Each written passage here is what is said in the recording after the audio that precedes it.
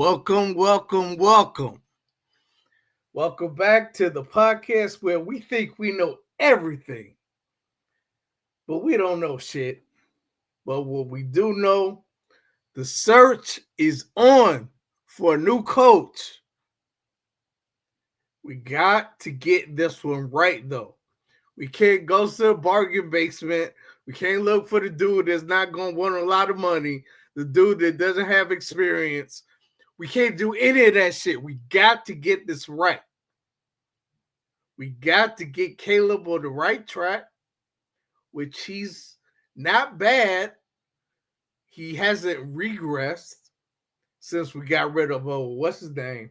Matt Eberflunk or whatever. He gone. But he hasn't regressed. But we still want to see him progress. And we need the right coach for that. And this coach has to have experience. And George McCaskey just seems to like to have like some kind of connection. Like my agent or your agent has the same agent as him. So let's get him in here. No, we can't do that shit. We got to get this one right, man. We got to get this one right. As far as the game on Sunday against the 49ers, I don't even want to think about that shit. But it was an ass whooping. We got our asses whooped. And that's why we have to get the coaching thing right. We have to be respectable, a respectable team next season. Because right now, we're being laughed at, man. They laughing at us. Like, them motherfuckers are busters. Yeah, we are. We're terrible. But we have talent. We just need coaching. We need discipline. That's it, man. But yeah, we got a really good show lined up. A really good show. We got some new all-stars that are gonna be on today, and they have a lot to say. And we have a great guest. If you did not see the plugger, we have the Sean Sierra in here, one half of Sean and Maya in the morning, and also a beat reporter for the Bears. So it's going to be a lot of fun. I know he has a lot of insight. We are going to pick his brain. And if we have time, we're also going to play the Chicago game with him. So it's going to be a lot of fun, man. Commish, let's do it. You are now rocking with the Chicago Clubhouse Podcast, where they think they know everything, but honestly, they don't know shit.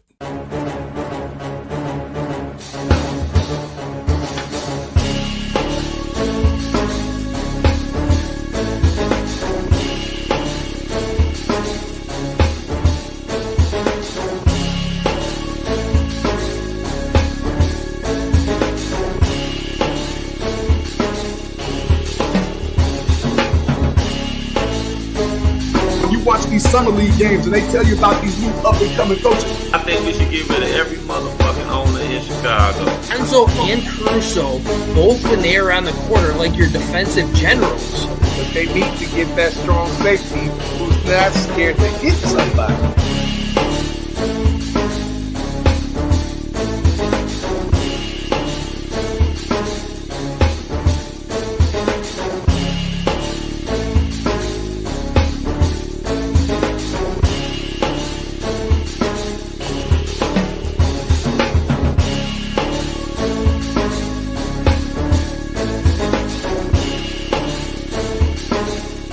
They really don't know shit.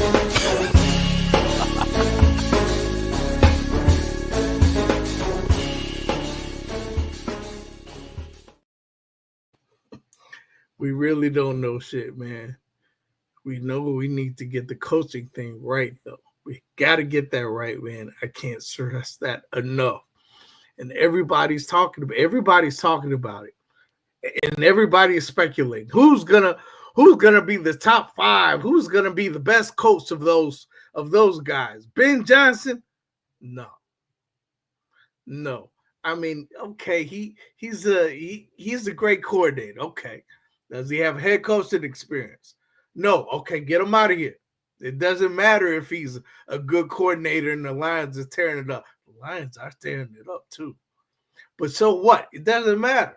He doesn't have head coaching experience. And he seems like he has this really soft, nice guy demeanor. That's not what we need. We need a coach who's going to get in your ass. Light a fire. You know, tell these dudes, you ain't as good as you think you are. Now get your ass out there and do what you're paid to do. That's what we need. We need a coach like that. Not Ben Johnson and not some of these other guys they're talking about. But we'll get into that later with the All-Stars and then, of course, the Sean Sierra. So let me bring in my All-Stars. One man goes down, next man up. That's how it is in football, too. One man goes down, next man up. And that's what we got. So I'm going to bring in my man who's loud as fuck. Hence the name Amp. What up, Amp? T-Nick. What's going on, young fella? How you doing? Man. Hey, living the dream. What about you, young fella? Oh, man, I'm living the dream too, bro. Man. Hey. Yeah, we got things to chop it up about. We gonna. I see the Sunday smile is on behind your us. face. I see the smile on your face. You ready to go? I'm just waiting, young fella. I can tell. Mm-hmm. Now, that 58, is that a Wilbur Marshall jersey? It actually is. It is. It actually is. You old It is. You know I'm old school. I'm old school. Hey, and it's behind me. That's actually Earl Campbell. Earl Campbell. That's actually, yeah. Everybody in the chat, what you know about Earl Campbell and Wilbur Marshall? Please let us know. I'm the old head, T-Nick. I'm the old head. That's all I know, man. That's all I know. Wasn't a Darnell Wright jersey you had. I knew that. Even though he's been playing the best out of that entire line, man. I can't throw no shade at Darnell Wright. I really can't, man. Yeah. You know, and I know we got issues with that line, but not Wright, man. I think he's there. Yeah, we got issues with that line, but we gonna get into that. Man. Next on the All-Star team, she is making her debut on this show, but she's not new to the Chicago Clubhouse Network. But let's bring her in. The beautiful redhead, Lola Bunny. Lola! Hey, Lola. Hey. I'm good. How are How you doing this evening? Good. Trying to stay warm. I'm over this weather already, but it is what it is, I guess. Already, huh? I don't know why we live here, but okay. Yes, why the fuck we live here? These past couple of days though have been decent. That's the least great. we could. We got to deal with the weather. The least we can have is a decent football team. How about that? Oh God! Oh, let's not. We need to pick a struggle. Pick a struggle. Because we got a lot of them here in Chicago. A lot of struggles. Especially with our sports team. So, but we are going to get way into that when after we bring in our next All-Star and the Sean Sierra. But let's bring in the next All-Star who probably has the foulest mouth in the city. And I'm sure he is not going to disappoint tonight. Foul mouth. What up? What up? What up, Bob? Man, not much. Chilling. Watching my boys Michigan play basketball right now. How that's looking?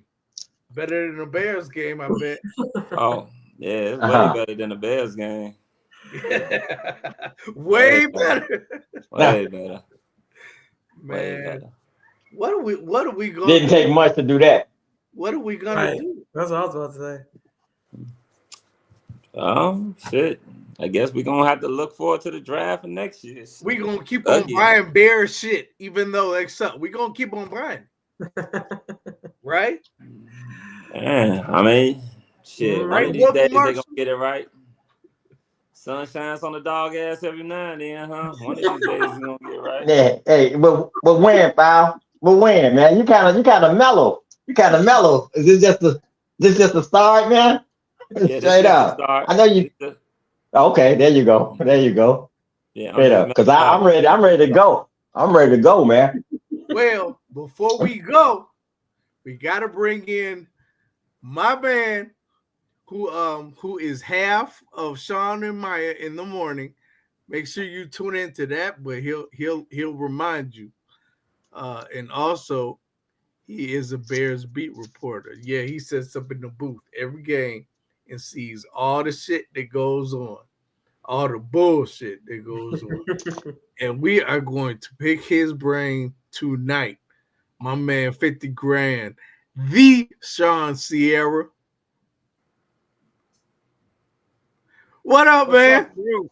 How you What's doing? up, fellas? Young lady, how we doing? Good. Good What's to going on, see bro? What's going on, Sean? Man, I'm good. I'm good. Just got back from San Francisco. I can't call it San Fran. They said you can't call it San Fran. That's like people calling Chicago Chirac. I'm like, I bet. So back to San Francisco. Right.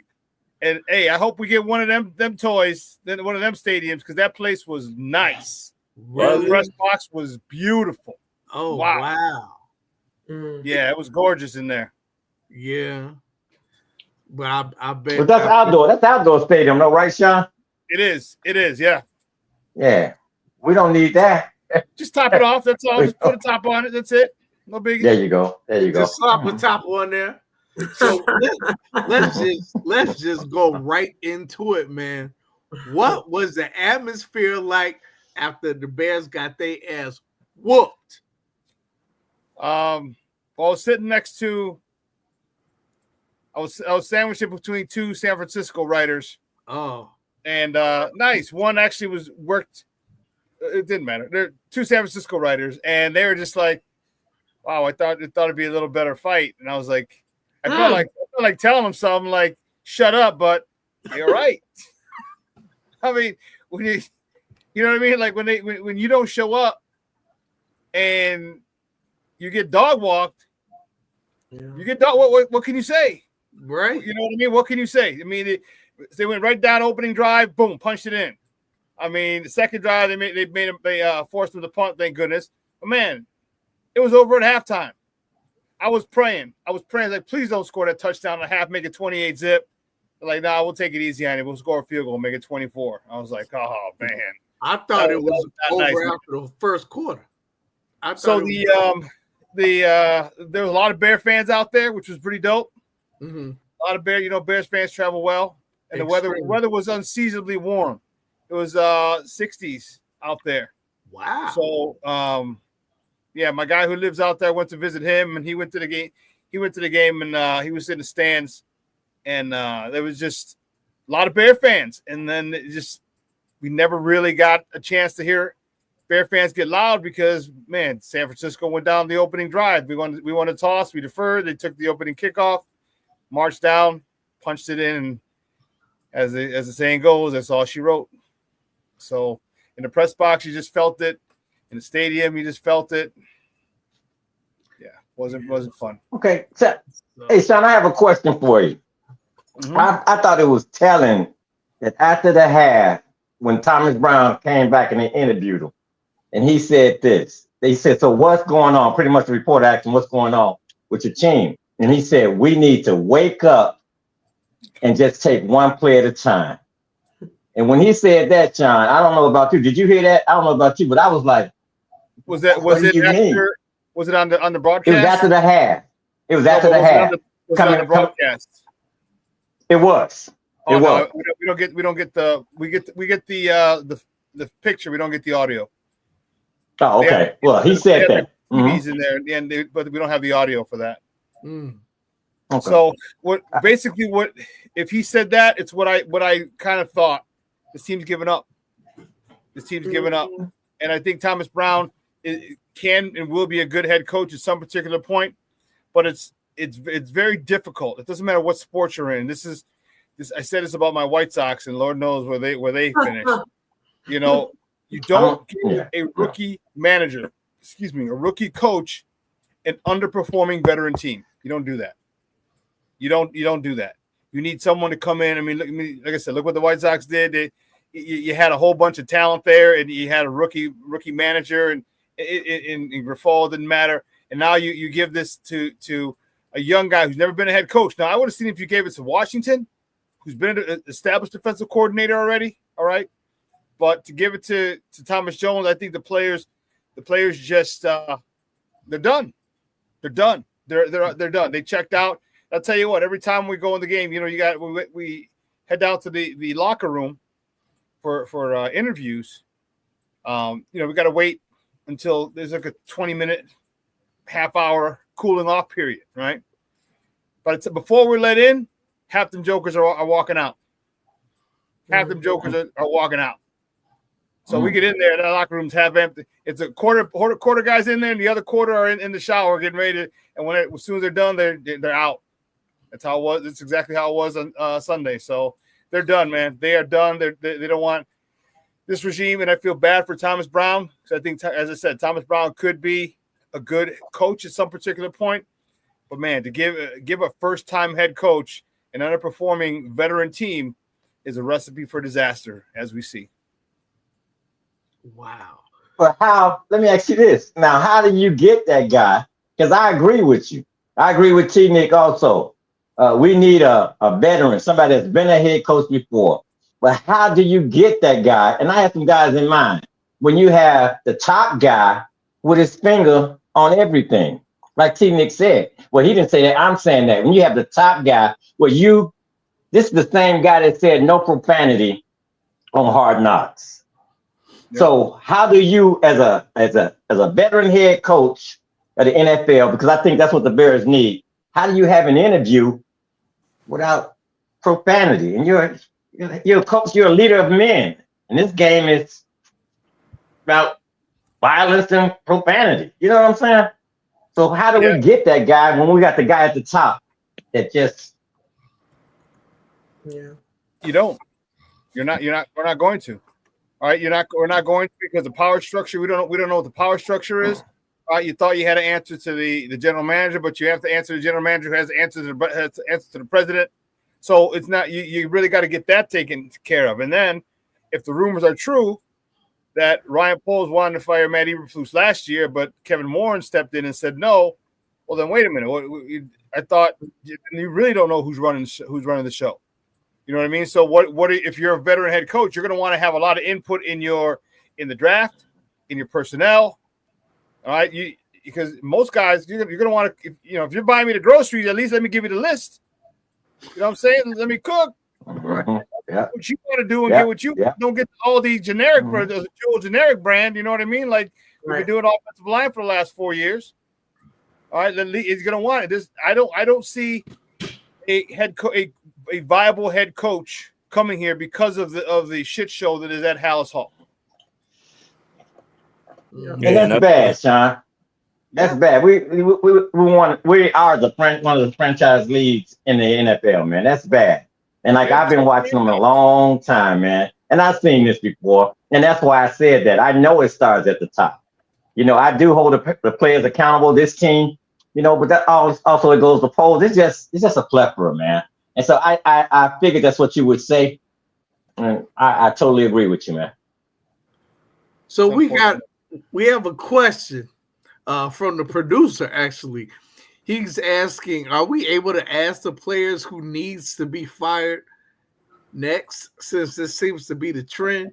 Like we have Michael Jordan. We don't have Michael Jordan or LeBron James. I don't think we should be asking anybody. No, at this point, here's what they need to worry about. They need to worry about the fundamentals. All right, DJ Cole, Keenan Allen, stop dropping those God blessed passes. God, yes. Okay? Stop dropping them God blessed passes. You're making $20 million a piece. Right. Cole is probably making 10, I think. But DJ and Keenan got 25 out the Bears this year. All right. You better catch those God blessed balls, man. Come on now. All right. Stop missing these God blessed blocks. Yes. And I was in the locker room. I asked I asked Matt Pryor. I asked Tevin Jenkins. I said, I asked them point blank, were they running any? I said, what was the struggles for the run game? He was like, we just have to execute better. And I said, well, were they giving you any looks that you hadn't seen on film? Like, no. He goes, we saw it. So basically, you just can't get. You guys just suck. Because bottom line, what you're telling me.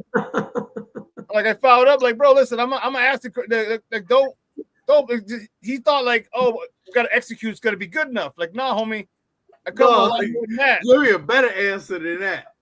And yeah, he was like, when he said that they had everything that they saw on film is what they saw in the game. Like, well, why didn't you block it?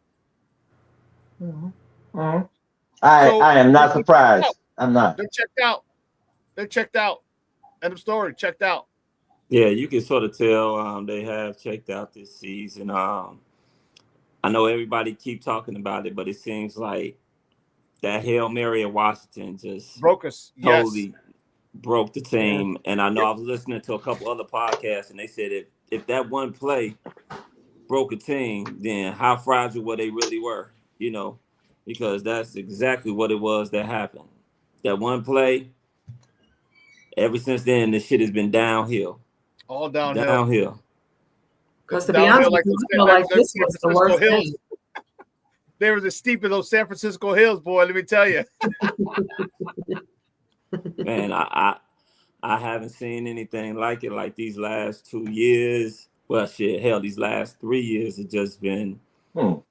They just been pitiful. Now I understand 1 year because we were basically starting to rebuild. So we were tearing it down from the studs, and last year they did make an improvement. So this year, it's not like they don't have the talent. They damn sure have the talent. We seen them talent. I mean, you look at it. They 0-3 in their division, but they lost by a combined total of 7 points. Yep. And even if you go to the Indianapolis loss, they lost down maybe by 5. Texans by 6. All these were drives where they actually had a chance to either take the lead to win the game, or be able to stop someone. But this team right now, it just seems like when losing is contagious. If winning is contagious, losing is contagious as well. And it just seems like all hell is breaking loose. I'm listening to the different commentators out there, like I was listening to, which I want to get into too, about listening to Waddle and Sylvie. And they're talking about Sylvie, I think it's time to fire Poles. I said, man, God damn. I said, it just doesn't make no fucking sense. This is the man's 3rd year here. You can't really count the first year because he tore it down to the studs. He didn't have a first-round pick. He made all types of trades to give you some type of draft capital because you didn't have shit. And now you talking about firing him because the shit has hit the damn fan. It's crazy. Well, I was a big Ryan Poles fan, and I think it is time for him to get fired, and here's why. Mm-hmm. I agree. He's a former offensive lineman. All right, his assistant general manager is a former offensive lineman. Hell, he tried out for the Bears. All right, he's got to try out here. All right, he refused. He refused to invest in that offensive line. The only first-round pick in the offensive line he took was Darnell Wright. Okay, he had plenty of opportunity. He had the first-round pick this year, which he took Rome Odunze.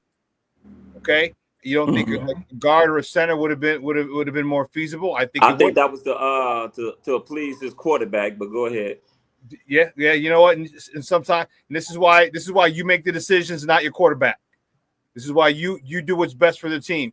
And you know what? And I hate to rehash it, but this is why I said keep Justin and take the Hall, because you can build. You get a couple first-round picks, a couple second-round picks, and everyone's talking about, oh well, we don't. He's not a generational quarterback, Justin. I was like, well, neither was Russell Wilson, but he won a Super Bowl.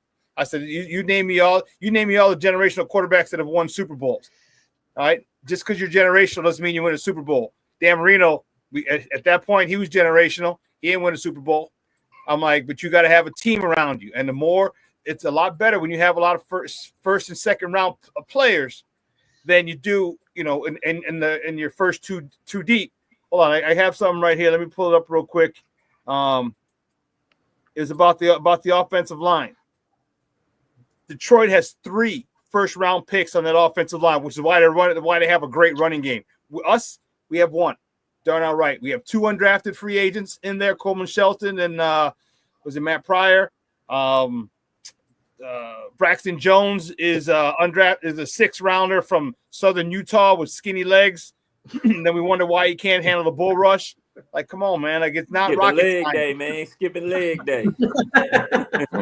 Hey, he ain't got them genes, dog. That's just that DNA. Yeah. I feel bad for my man. You know what I mean? I just feel bad for him because there's no if and he's just skinny. You all know them guys who just skinny, can't gain weight. That's the dude. And it's unfortunate that he's chosen to go the cheap route. I don't know why he's decided to do that, but he has. And all right, the trades he spent a lot on free agents, missed on free agents, a lot of them. Yeah, man, and if you're gonna go get Caleb, protect him. If you own a house, the first mortgage, the first payment you make every month is the mortgage. All right, the second payment, the most important payment, is that insurance. Yeah, and he didn't do anything for insurance for that quarterback. Yeah, absolutely. So what you're saying, son? So you're saying, like, not only are we looking for a coach, you think we should be looking for a general manager also? Yeah, I and then bring them in together. I think they need to line up. They missed the time in the lining up with the quarterback and the new head coach because I wanted Flus gone last year. All right, but now's the chance to line up your head coach and your general manager. Yeah, I think if you get rid of the general manager, this team gonna be even more fucked. You might as well just go ahead and fucking rebuild it all over again. Might as well get rid of everybody. You know what, Five? We're pretty much there already, man.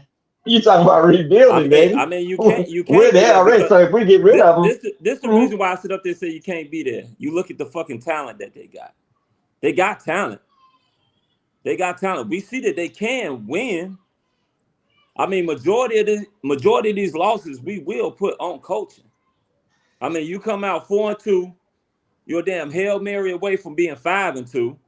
God knows we would have beat fucking Arizona and the goddamn Patriots the next couple weeks.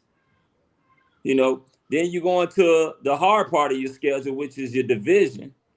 And you look at that, even with the shitty coaching and decision making. I was just about to say that, Bob. You're saying we were one play away, but look at who was leading these guys. Matter of fact, like Sean said, look who picked these guys, man. This the same team. Well, DJ Moore, the same receiver who's been dropping passes between the numbers. We're talking about it was a breath of fresh air.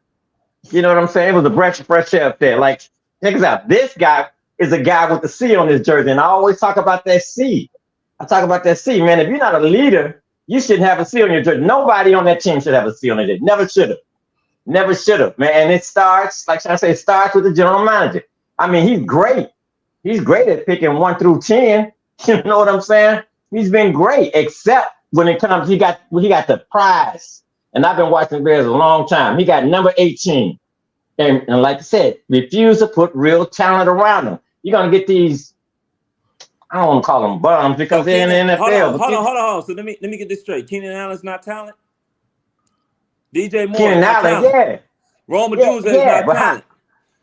Rome Odunze is the future number 1. He's the number 1 receiver. Yeah, they got talent. But you don't have a line. You don't have a line. You know what I'm saying? Number 18, when's the last time 18 had a clean pocket? I mean, a clean pocket without getting bull rush straight up the middle. Without a center. Hold on. When you talking about a clean pocket, how many times he has to have a clean pocket? The thing is this, and I'm not putting it all on 18. 18 has to take some responsibility too. Yes, you can't hold on to the ball for 3, 4, 5 seconds. You got to either get rid of that motherfucker or get the hell out of it. He don't have a choice. He don't have a choice. With that line, he doesn't have a choice. I don't put it on the kid. I don't put it on the kid. Not that. No, you can't do that. You can't say don't put it on the kid. No, wait. He's generational. You can't say don't put it on the kid. He's the best quarterback prospect in the last 20 years. Then you know what? Then you show me. Then you got to listen. Football's football. All right. So you mean to tell me 2 weeks ago he didn't realize he had to call a timeout? You didn't realize that as the time's going on, you don't change the play? He didn't. Look who was coaching him 2 weeks ago. He didn't. Again, you don't understand that you don't have to call that you shouldn't change the play when the clock's running down or call a timeout. You didn't realize that? You won your high school championship on a last second play. You've been in these situations before. So when everyone wants to move the goalpost for him, okay, because he's the generational guy. Well, he's not generational. He's good. He can be great. He can be one of the best quarterbacks the Bears have ever had. He is exceptional. I didn't say he was generational. I've been watching him a long time. He is exceptional. He is. So before we go any further, I know we got another all-star sitting backstage waiting to say something. I know he has a lot to say. The resident bah humbug, the stat man, JB. What up, JB? Well, JB. Yep, I knew it. What's going on, y'all? That's how you start out. What's going on? Brother Sean, always a pleasure, man. How you doing? I'm doing well, man. Thanks. Yourself? Good to see you. Man, doing good. We just beat Harlan High School, just roughed them guys up, beat them by 24. So, I had to go on and handle that business. All right, bullies. Hey, I coach. Look, I am a leader of young men, so I coach a different brand. You know what I'm saying? But no, good to be on. Lola, Amp, Foul, my brother. How's everybody? How are you? Everybody's good. I'm good. I'm good. Good. So I've been in the back, and I've just been, listening and kind of watching. And me and Foul have been talking over the weeks. I'm 50-50 with it, Sean. I like what you're saying. Amp, we talked last week. Lola, we haven't had a chance, so hopefully I get to hear from you. But Sean, this question is pretty much like supporting your statement, because when you look at what could have been versus what is, we had people right here on this particular network that said this team was going to be 12-5, or this team was going to be 13-4, or this team was going to be 11-6. Then there were some of us that said, "No, I don't see us winning more than like 7-8 games," because we looked a little deeper than just what the surface is. And that's what you're talking about with that line. I haven't seen, first of all, Ryan Poles and drafting linemen or scouting linemen just hasn't worked. He keeps going after players that played like him, and that's not good. He's trying projects, right? Give me the low hanging fruit. Give me the slam dunks. Give me the first rounders from the Southeast Conference. Give me from big dudes from the Big Ten. Give me those guys. Don't give me Southern Utah, bro. Right. Don't give me Southern Utah. All right, what's the talent you played? What's the talent that you played in Southern Utah? Give me a second stringer from the SEC over a dude from Southern Utah. Right. You know what I mean? Give me a dude who played against guys who are going to be playing on Sunday. That's what I'm with that. Also, to your support, I do believe we should have traded those picks back, kept Justin, got him some real coaching, got him Marvin Harrison Jr. and Joe Alt, and whatever center was the next best center coming out. If it was Cedric Van Pren at that time, or whoever, go ahead and pick him up. We had talked about Paris Johnson looking pretty good over there in Arizona. Yep. You look at Jordan Mailata and all those boys up there in the Eagles.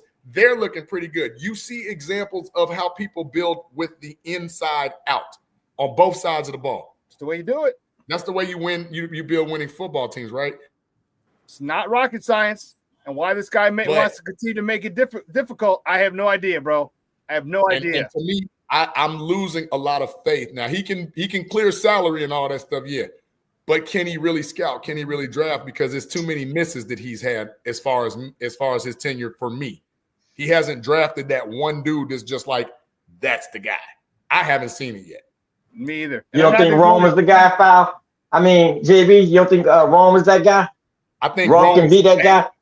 I think he can be that guy. A guy. We didn't need Rome. What would you rather have right now? Would you rather have Rome and Dunze with this team, or would you rather have Joe Alt? You want to go get Joe Alt? Whoever was the best left tackle or center available. That's what I would rather have. That's what I'm saying. At number 9, yeah. We didn't need Rome. Yeah, Rome was that's a luxury. But we have him. Luxury pick. And to me, that shows you the mentality of a GM that really kind of doesn't really know how to build this. Yeah. Because if you don't protect the kid, two things are going to happen. You get what we got now. We got what we got now. Right? Yeah, that's it. And then who's to say come contract time, he even going to want to stay here? He ain't. He's not. So what are you really doing? Let me ask y'all a question. How many years does it take to really get a team going if you rebuild it? 3. 5. No, Look at the line. between 2 and 3. 5. The Eagles turn themselves around real quick. A complete tear down. Look at the Lions. That's 5 years, man. 5 years in the making. Yeah, but the Lions, they sucked. Here we go. I found what I was looking for. I wasn't ignoring you guys. So here's the what we have. So the Lions have 3 first-round picks on their offensive line. The Vikings have 2 first-round picks and 2 second-round picks. Green Bay has 2 second-round picks, a 4th, a 6th, and a 7th. Well, now you see why Love is throwing so many interceptions because they're not as good as they usually are. The Bears have a 1st, a 2nd, a 3rd, a 5th, and an undrafted free agent. That's our offensive line. And now the first overall pick is regressing. So yes, he's not looking good. No, well, he's also hurt, ain't he? No, he's good now. Well, he had a knee 2 weeks ago. Yeah, he was hurt a little, and it could still be bothering him. I'm pretty sure did you see the way he was hobbling with that knee? I'm pretty sure he ain't good. That was 2 games Huh? ago. Yeah, but but you still talking about somebody. You still talking about a guy that's like 6'8", 300 some damn pounds. That's still putting a lot of damn pressure on the damn knee. On the knee. Check it out. Let's not forget that. The recovery. Let's not forget that defensive side of the ball, man. In the history of sports, so I said the technology we have for recovery is the best it's ever been in the history of sports. Yeah, I'm not saying that he's not. I'm not saying that he's not incapable of playing. What I'm saying is that he may not be as healthy as we think that he is. Tell the truth, to be honest with you, I don't even think this damn line is being coached up properly. I don't know why Chris Morgan still has a job. I don't know why he's still there either. I don't know why his people. Let's be honest. Like you were just going off in the division. You were naming some of the draft picks, the rounds that some of those offensive linemen were in. Like you sit up there and said, we had a 5th, we got a 1st, we got a 2nd. What I think you said we got a 3rd in there somewhere. Undrafted free agent was the other one. Hold on. Yeah. 1, 2, 3, 5 undrafted. Yeah. Yeah, Wright is the 1st. Tevin Jenkins is the 2nd. Kyron is the 3rd. Obviously, Braxton's undrafted. No, Braxton is the 5th round pick. Terrell Pryor. I mean, not Terrell Pryor. Coleman Shelton are both undrafted. Yeah, and we can't leave out Nate Davis. That's the free agent draft signing that was a bust. We can't leave him out. I think Nate Davis. That's what I'm saying. But again, what I'm saying is, what have those particular players that we've just named? And I'll give Darnell Wright a pass for last year, but this year coming in healthy, he didn't look that great against Tennessee. He didn't look that great against the Colts when he's supposed to be at peak physical shape and healthy.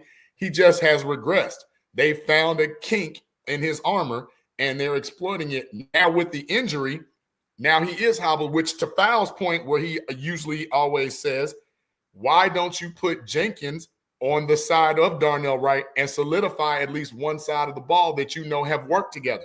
But then again, that goes to coaching. That makes too much sense. At this point, sit him down, man. Sit him down because I think Wright. I'm not saying he's great. I'm thinking like he is a piece of the future, man. I'm thinking he's regressing because what's around him. He just named it. So I just told you what's around him. I'm thinking sit him down. Sit him down though. If you sit him down, shit, you ain't really. I mean, you thin an offensive lineman. Right. What does sitting him down do? Yeah, everybody already checked out. Everybody already checked out, pal. Everybody checked out. And nobody playing.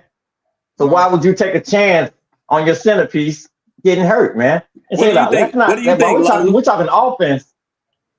What about that defensive side, man? That's terrible, man. What do you think, Lola? This whole team. Well, as far as his last game, I feel like we sucked on both sides of the ball. Like, I don't think, like how you all are saying, everybody's kind of checked out. I'm always, hey, if we losing, let's lose together. Let's not let each other down. We still, what do we got? 3-4 games left? Like, it's 4 games? Yeah. Mm-hmm. First of all, I was done with DJ Moore when he left in the middle of the field in the middle of the play. Like, that's not leadership. He definitely shouldn't have a C on his jersey after that. After that happened, Caleb's sitting here looking for somebody to throw the ball to, and you just leave the field in the middle of a play. That's not captain material. That's not a leader to me.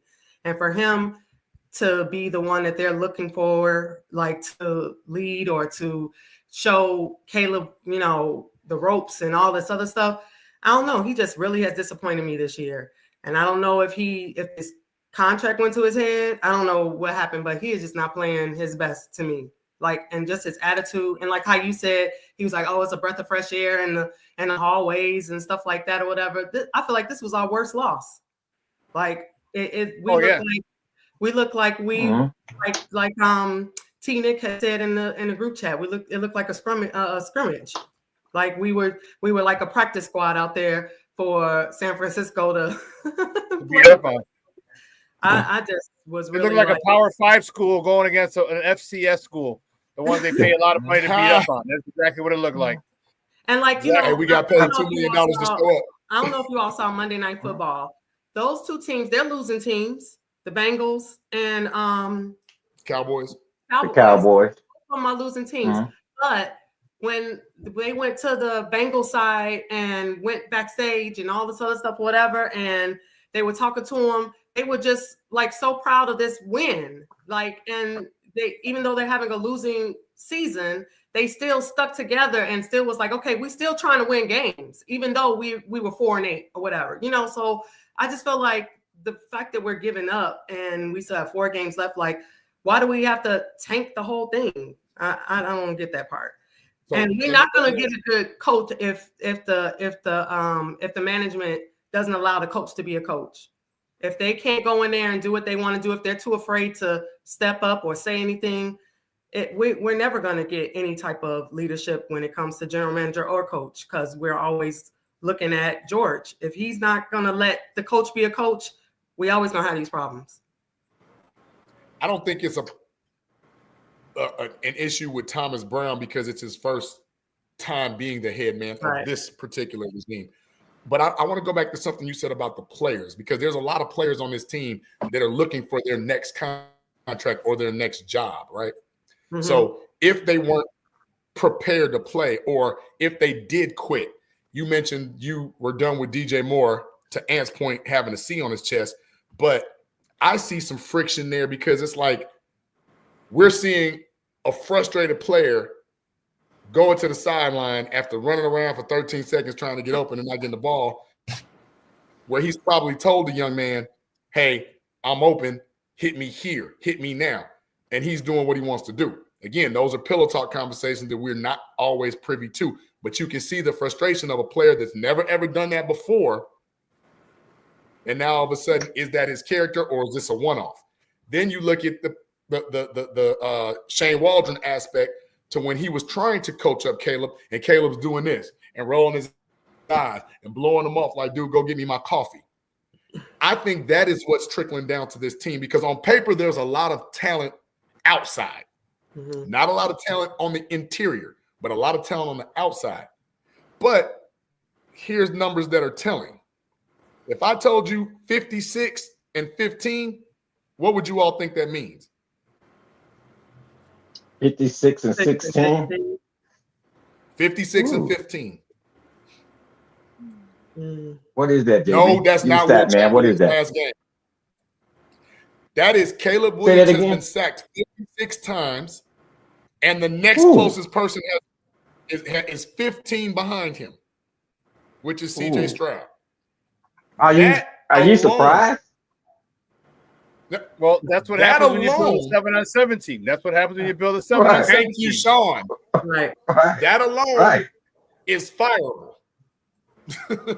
That is fireable. Well, I'll put it to you like this. That line is probably a little bit different than what it was last year with all the injuries, and they weren't getting sacked that much.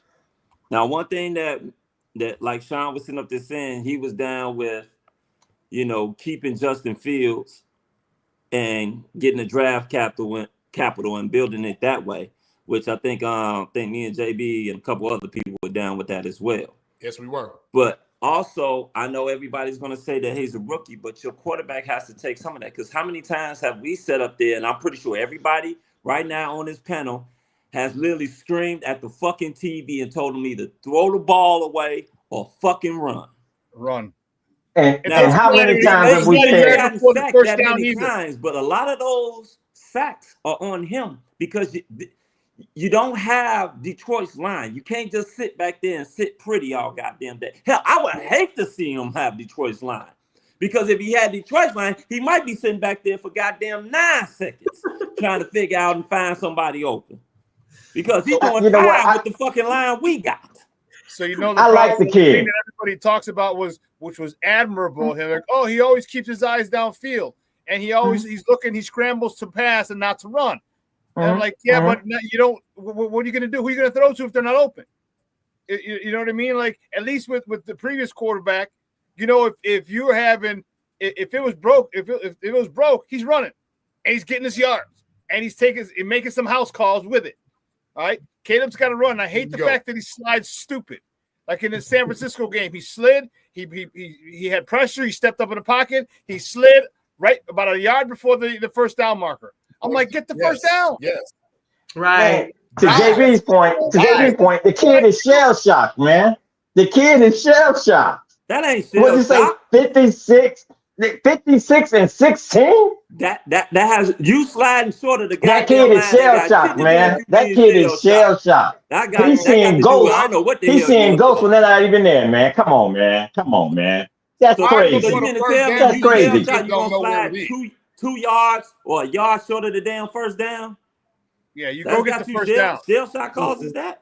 No. You go, and if you want to get it and you're not sure if someone's behind you, then dive because you don't give yourself up. Because you give yourself that dive. You start the slide, that's where you go. It's not where you end up on your slide. When you start the slide, that's where you're down. So hey, if that's what you're thinking, then dive for the first down marker. All right, put the ball out in front of you, have it 2 hands, dive for the first down marker, and get it. We all seen on Hard Knocks them trying to teach that kid how to slide in the NFL. But it's not about the slide. We saw that. It's not about the slides are fine. He's sliding perfect. He's sliding great. The slip and slide work perfect. But don't slide before they get to the first down. When there's no one in front of you, you get the first down. You slide. That kid is shook. He is shook. He is shook, man. Go ahead. You don't get nervous.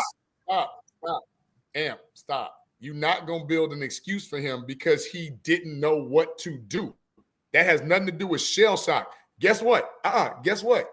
If you know that your line is poor, you know what you're going to do? You're going to tuck that ball and you're going to run for your life until you can't run no more. You're not going to slide. He almost there now. He almost there now, JB. Well, you can't run no more. They lighten that kid up, man. They are lighting him what up. We're trying to say is, I know you've been watching the game, brother. This motherfucker don't like to run. He don't like to run. I don't know about you, but I don't know. Hold on, this is my thing. I don't know about you, but if I know that my line is shit poor, I got a fucking internal clock that's saying if this motherfucker ain't gone by 2.5 seconds, I'm getting the fuck out of the way because I don't want no fucking big ass 6'6" Neanderthal fucking sacking me and hitting me all day unless I really like it. And I ain't that type of dude. I don't like it. Said it perfectly. Charles Davis said it perfectly. He ain't shell shocked. He wants to be pretty. And that's the problem.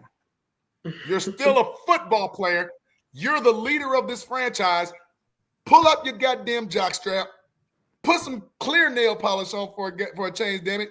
And go play some football. I don't care who it is. Coming into this organization and this rebuild mode, when your GM can't even put a line around you to protect you, I'm not taking it all. I'm not saying it's not. He has a lot in there. Because like Sean said, he will pat it. He will look down, man. But check it out. What's around him, man? Check it out. If your 1 and 2 receivers can't catch the ball, ain't catching the ball, not catching the ball, man. What are you supposed to do? As a rookie, somebody's got to coach that kid up. Somebody's got to say what you just said, JB. Run. Tuck it and run. Who's what?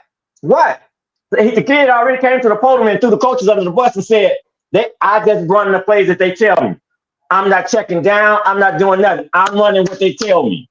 But he lied. He contradicted himself. He said, I run what's called, but then he says, oh, yeah, I changed the play. Well, why you change the play when the clock's running down and you have a timeout? Right. Don't change the play. Right. Exactly. Don't change the play. And why does it always seem like he's trying to air out every play? Like, I don't get that part. Yeah. He's a big guy. He's not trying to air it out. I mean, the longest play from scrimmage was 17 yards. So he definitely not trying to air it out. You know what I'm saying?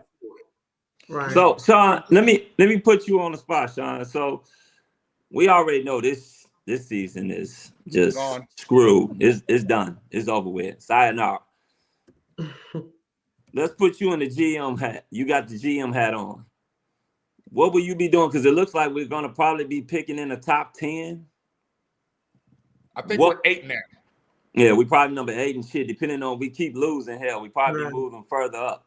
We got a number 1 this year, and we got 2 seconds, 2 number 2s.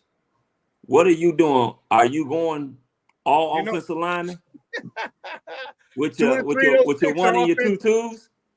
2 of those 3 picks. The first round is an offensive lineman. And one second is the offensive lineman, the other second is a defensive lineman. Thank you. Okay. So with that first round pick, where are you going on the offensive line? Are you going center, which we know most people don't do? Are you going guard, or are you going to go tackle? I'm going left tackle. I need to make sure that my quarterback, my generational quarterback, his back is his blind side is covered. Thank you, AB. His generational quarterback's line, his back is covered. So you go get me that biggest, most athletic, 6'5", 6'7", 330-pound mug who used to play basketball, who got crazy feet. That's the dude I want. That's the dude I want covering Caleb's backside. All right, and then the second one, the second round pick, either one. I don't care if it's the first one or the second one. One's an offensive lineman, one's a defensive lineman. Go give me a center. Go give me a center because I need someone to run this offense. All right, I need checks. I need to make sure we're in the proper protection. I need checks, and I need someone who's nasty. And Olin Cruz. Yes, someone like him. Now Tevin might luck out and get a couple of 2-year deal, but he's always hurt. And his attitude is one that I like, but he's always hurt. That's his biggest problem. So we need guards, and if you're going to be moving guards, we need guards who can really, really get out there and get out there with attitude. We don't have an offensive lineman minus Tevin. That nasty. Yes. That nasty. Tries to bury you every play. Right. And I'm telling you, as a former running back, I played behind offensive linemen like that. That's what you want. If you're a quarterback, that's what you want. You want guys to say, hey, we're running it right here. Stop it if you can. And they can't stop it. And you tell it. And that's what I'm talking about. There's an attitude, but attitude reflects leadership. To borrow the phrase from Remember the Titans, it reflects leadership. When you don't have a coach with an attitude, and we are so, and I was duped too by Shane Waldron, but you know who he had behind him was Pete Carroll. They knew not to Pete Carroll didn't mess around. So it was easy for him to have that not so tough persona, because if you went against him or you want to act up like the Bears are, you had Pete Carroll to deal with. All right, here you had Eberflus, and Eberflus wasn't holding anyone accountable. But in Seattle, he had me and a lot of people fooled because I stood on a table and beat the drum for this guy, Shane Waldron, and he made me look like a damn fool. Yeah. So we got a couple questions in the chat. We're gonna start off right here with one with Crazy Ace. He's one of our guys here at the podcast, Chicago Clubhouse Podcast. He says, Sean, what are you really hearing about what's happening with the GM and president? I feel like we should have heard from Poles more than Warren. So to me, that's kind of concerning. Very concerning. All right. When you fired Flus, off top, you should have been front and center. All right. And the thing that bothered me, and here's why, I'm a Sox fan and I hate the Cubs. All right. I really hate the fan base more than anything. Shit, but I'll tell too. you what Theo did. Whenever anything happened, Theo sat his ass at that table till every single goddamn question was answered. Every single question. Yes, he did. And when we're in the press room, they're like, okay, one more question or a few more questions. They're always cutting it off. You might even hear it if you're listening to it. They're always a couple more questions. Last one. Theo sat his ass at that table. You bring me a couple cups of coffee, a couple bottles of water. I'm going to sit here till all your questions are answered. And that's what Ryan Poles needed to do. Where was he? You don't fire him. Like if you were thinking about firing him, he wanted to fire him last year. So after that game, it wasn't him. It wasn't Ryan Poles who had the meeting. It was George and Kevin. Because he wanted, according to reports, Poles wanted to fire him last year in the offseason. So who's running the team? Not Poles. Right. Exactly. Not Poles. Exactly. And that goes back to what we were talking about earlier. Like if you talking about firing him now, shit, you bring in a new person in, they're not going to be able to run it either because it's going to either be George or probably Kevin Warren. You know, so we got another question. This is from Frank the Tank. He's not on today, but he did say, with how this defense performed, did that show us how important Flus was to the defense, or just how the great coach, offensive play caller can shred any defense? I think it's a combination of both. I think we bent but didn't break a lot under Flus. We gave up a lot of field goals. We kept a lot of touchdowns off the board. All right, and I think and I like Eric Washington, you know, but this is his first time calling plays here. It's not his first time calling plays ever. It's just his first time calling plays here, and you're going up against one of the best, arguably the best play caller in the NFL, arguably. Yeah, absolutely. It's a tough one, man. It's a tough one. And not to mention, players are checked out. Yeah. You know what I'm saying? Like it's like Tyreek Stevenson. He's got a 4-year deal. Like everybody got they got their deals. Most people got their deals. Tremaine Edmonds, I don't know. He's stealing money. All right. TJ Edwards is a steal for us. He's all over. He's the only dude that I see on a defense balling. Javon Dexter, he had a somewhat decent game. But man, Lord have mercy. It's just I don't know, man. It's tough for the last 4 games. It's gonna be tough watch. Yeah, that's all I was saying. We got to look on that side of the ball too, man. And then we got to look at another safety, possibly getting someone, you know, possibly. And that right there, you know, Crook, put that back up about the sacks. This right here is very telling. 22. Fields was sacked 55 times. In 23, was sacked 44 times. In 2024, he was sacked 55. We got 55 sacks, and that's with Caleb. And we still got 4 games to go. 4 games left. We knew, and that's the thing. When Justin felt that heat, he was out. I'm up. Yeah. I'm out. Yeah. Every play was heat for him, Shy, because he was running. He was running all I'm saying. Like Caleb, every snap, like 90% of the snaps, Shy. If you want to talk about a person being shell shocked, I understand a guy like Justin Fields. Yeah. That was there for 3 years. You know, I can understand him. Just like shit, fuck that. I ain't even about to look downfield. Shit, 2 seconds, 2.5 seconds. All right, ain't nobody open. I'm gone. You know, that's what we're sitting up here. We're screaming at the television, telling him to fucking run. And the crazy part about it, the kid got a little wiggle to him. He's like, he's sort of sneaky deceptive with his running style. He doesn't look like he's that damn athletic, but when you actually, how many times have you seen guys literally catch him from behind or him outrunning guys to the sideline, you know, without actually taking a shot? So he's kind of deceptive, but he needs to run more. If it's not there, run the ball more. I would like to see a couple more RPOs because teams are so keen in on a running back shit, they don't even pay attention to him. Yep. Yeah, and he's athletic. He's athletic. Yeah, he's athletic. He's got athleticism. Use him to run RPOs with that line and that running back Swift. Swift is not chipping anybody. He's not chipping anybody. Let's be real about that, man. That was the mistake of trading Rojo. Yeah, it's about letting Rojo get up out of here. Montgomery get out of here. You got the opportunity. If that end crashes in, you keep it. If he stays out, you give it to the running back. He ain't got to chip shit. Here's my question. So Sean, let me ask you this because we still do have 4 games left. The record is 76 by David Carr. Does he pass it? Yeah. Oh man. Yep. You give up 6 more. 6 more game. That's 24. That puts us at 80-ish, right around 80. Yeah, puts us around 80. Woo, God damn. Hey. What's going I'm about to say, what's going to stop it? 5 a game ties it. 5 a game ties it at 76. You know, right, what's going to stop the bleeding? It like I said, sit him down, man. I mean, just like they pulled him out in the fourth quarter. I mean, what does he have to prove? What does he have to prove right now, man? You know what? He's got an intern. He's got an intern head coach, right? Who's running the same plays that the old head coach was running. You know, what does he have to prove, man? And he's the number 1 overall pick. He's supposed to be the centerpiece of the Chicago Bears right now. So why are you putting him through this, man?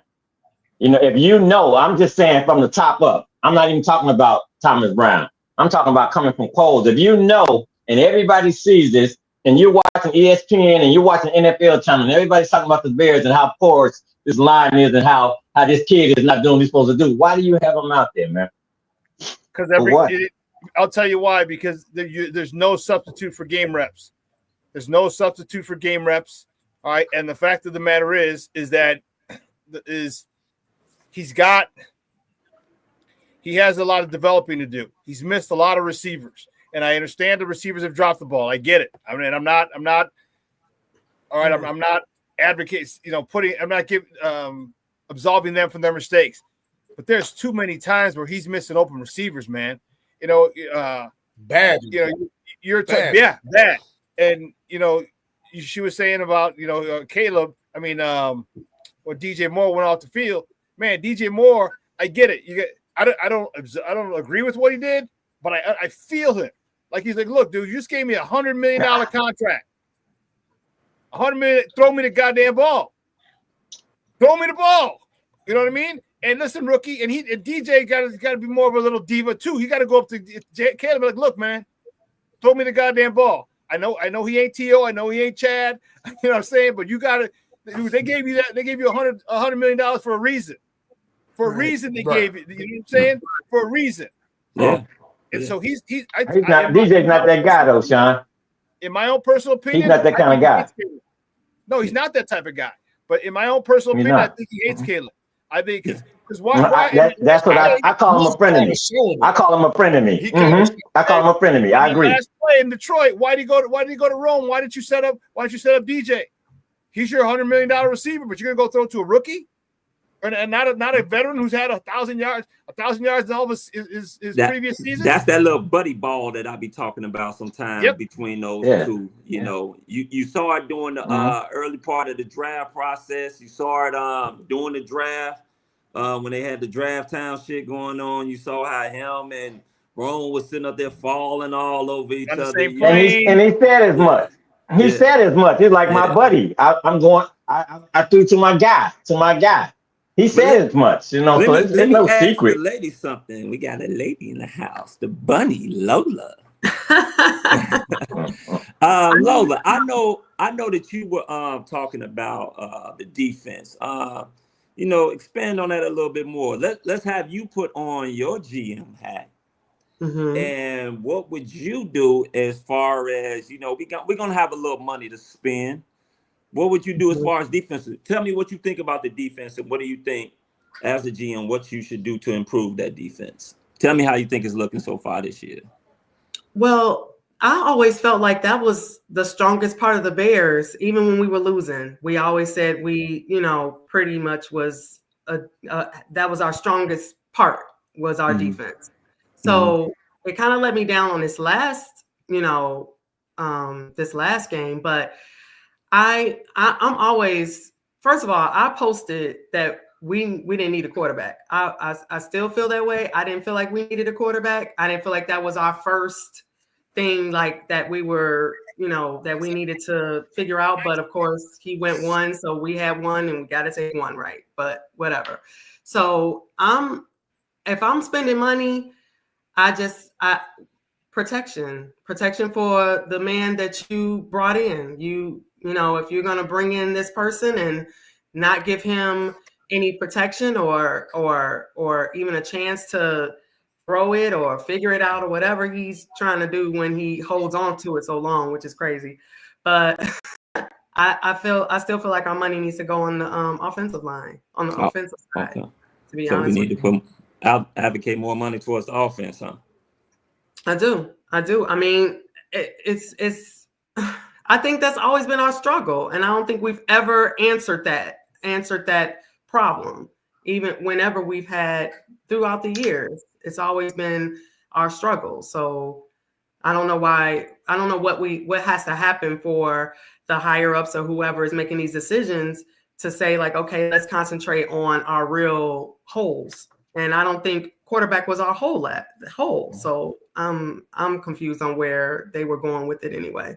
When you talk about our offense, so let's just say the past, let's even go back to the color years. Has it been a lack of talent that we've gone and had, or has it been the lack of coaching that we're going to have, or a combination of both? I definitely think it's been a combination. Like, they always say, until that old lady dies, we're not going to really be able to run the team the way we want to run it. So that's always been like this running joke. Like, until McCaskies are not running the team, we're never going to be able to really see our full potential in the coaching part or the players, because it's always kind of like this kind of thing on us where we're restrained, where like I was looking at the Steelers and how with Tomlin and how he really runs that team. They give him his rope and they let him go with it and he wins. So the way he talks to the players, like he'll be like, shut the fuck up, like that, like in front of everybody, like, but they don't put a hold on him, put restraints on him, and I think it makes a difference. Okay. Hey, Sean, good to see you guys. I had a question here in the back. I know you don't have too much time left, but I just wanted to run this by you real quick. Do you think it's safe to say with Brisker, because of his unfortunate injuries, as much as we love him and love to see him and how violent he is on the football field, because of his injuries, though, during either the draft or free agent wise, it's time to kind of think about really moving on for him, since it doesn't seem we can really depend on him to play a full NFL season. Yep. And this is from a human standpoint. All right. Tua wanted to do it, and he's gonna end up being a vegetable. His wife's gonna have to wipe his ass and spoon feed him. It's about a quality of life after. All right. And if you're smart, Jaquan, you got a nice little contract. Okay. It's not the 60, 80 million. Okay. But it's a hell of a lot more than most people start off with coming out of college. Yeah. And I think, and hopefully you got a good business, partner. All right. It got you into some real estate, got you into some stocks, some bonds. Maybe you learn how to trade crypto, trade Forex, do something. But you're ahead. You're way ahead of the game. And you got to think about a quality of life after. All right. And believe me, it's no football player. I have never met a football player that said if they could go back, they wouldn't play football. Every single football player I've met said if they can go back, they do it all over again. All right. He just got dealt a shitty set of cards. Okay. So take it. You got to that level. You got a couple $1 million. All right. Take it. Build a family with it. I mean, if you can't live off $150,000 a year, I don't know what to tell you about, but you know what I mean? You should have, you know what I'm saying? You should have a house, you should have all this other stuff. You can't live off $150,000 a year. That's a good 10 years, 10, 15 years that you can live, and hopefully you invest. But it's time. I really seriously he should consider retiring or giving it up, because man, you don't want that neck. You don't want to be like Tua, where he was palsified. Where you remember when his hands were like this, and he's laid up. But man, I was saying, dude, somebody step in. I don't want that to happen to him. And he's got a younger brother that goes to school up here too. You know what I mean? He's at Warren High School, his younger brother. So, man, if you're taking care of the family, take care of the family. They need you to be coherent and cognizant of what's going on. So, yeah, I like the young kid. I love the way he plays. I think most of us do. But I think there's a human side to it. It's tough to tell a 24, 26-year-old kid to stop playing football, And when you're right now, he thinks he's invincible. I mean, he's probably had some second thoughts, but nonetheless, he's in a good place physically and it's tough for him to just walk away. I know it'd be tough for me to walk away at that particular age, you know? Right. Mm-hmm. Yeah, definitely. That's one of the main reasons why we have you on, because we know you got your ear to the locker room. You got way more insight about what's going on as far as the findings in Hallis Hall and in the locker room. So you don't think, like, outside of you don't think that there's a way that he can probably adapt his game to prolong it a little bit, or you just think he should just go ahead and hang it up? I know it's hard to turn that animal instinct off, but do you think by him being a person that can sort of, he can sort of dictate how he comes in and tackles, you know what I'm saying, opposed to a quarterback that you can't really dictate how a motherfucker gonna hit you, But as far as him being a safety, him being able to dictate how hard he goes in for the tackle or which angle he goes in with the tackle, you think that could possibly help him from getting as many concussions, or you just think he should just hang it up? You're asking him to change the way he's played, the style of play that's gotten him to the NFL, Right. And that's going to be difficult for him. Of course, you could do it. You could be an Eddie Jackson type guy. All right? we all know Hey, fans love that right there. Oh, wow. He got paid. Not Eddie Jackson, Sean. Not Eddie Jackson. But can he dial it down where he plays center field as opposed to putting his nose in it? Because there's going to come a point in time where he's going to see a big hit. He's going to take it because that's how he plays. So yeah, there is a way he can do it, but will he do it? That's the $1 million question. I mean, if you can get a second contract and be that free safety in the back, that center fielder, and just pick off passes and things like that, all right, cool. All right, because he can't even play anymore. Like, you can't even knock the shit out of a receiver going up the sideline because it's a defensive receiver. But you can't do it anyway, so yeah. Okay, right. So if he can adjust, if he adjusts that, then he might be able to get that second contract, but he's got to start getting more picks. Yeah. And he's not playing, so he ain't getting picks. Yeah. So I think go ahead. Go ahead. No, I think that Foles has his hands full, man. Because I was listening to what you said, especially about those linebackers, man. These are not Chicago Bears type linebackers, man. They're just not. And they're not balling like that. So I'm thinking like linebacker position. I'm thinking safety position. I'm thinking DN for help with Sweat, man. I mean, this Foles has his hands full, man. And this draft pick is not going to do it. We're talking about the offensive side of the ball. That defense is ranked number 26 out of 32 teams right now. He has his hands full, man. And those linebackers, especially those linebackers. 4.5 sacks. Your $96 million man got 4.5 sacks. Yeah. Yeah. But who on that other side, though, Sean? Who's helping them? They've had linebackers, certainly not. The thing is, Robinson's not. So this is all on Foles again, I said. You know what I mean? And I'm not saying you're wrong, but Sean, I'm sure you'll agree. When you had the chance to get the generational talent, what did they say about Mr. Carter? He's going to be a problem. He's been in Philly for 2 years, and we ain't heard not one peep of problem. That's what I said we need help. We need help on that defensive side of the line, on the defensive side of the ball, man. I hear you say no. You're not listening. We had the chance to get the Aaron Donald type guy. We had the chance to get the generational talent on that side of the ball.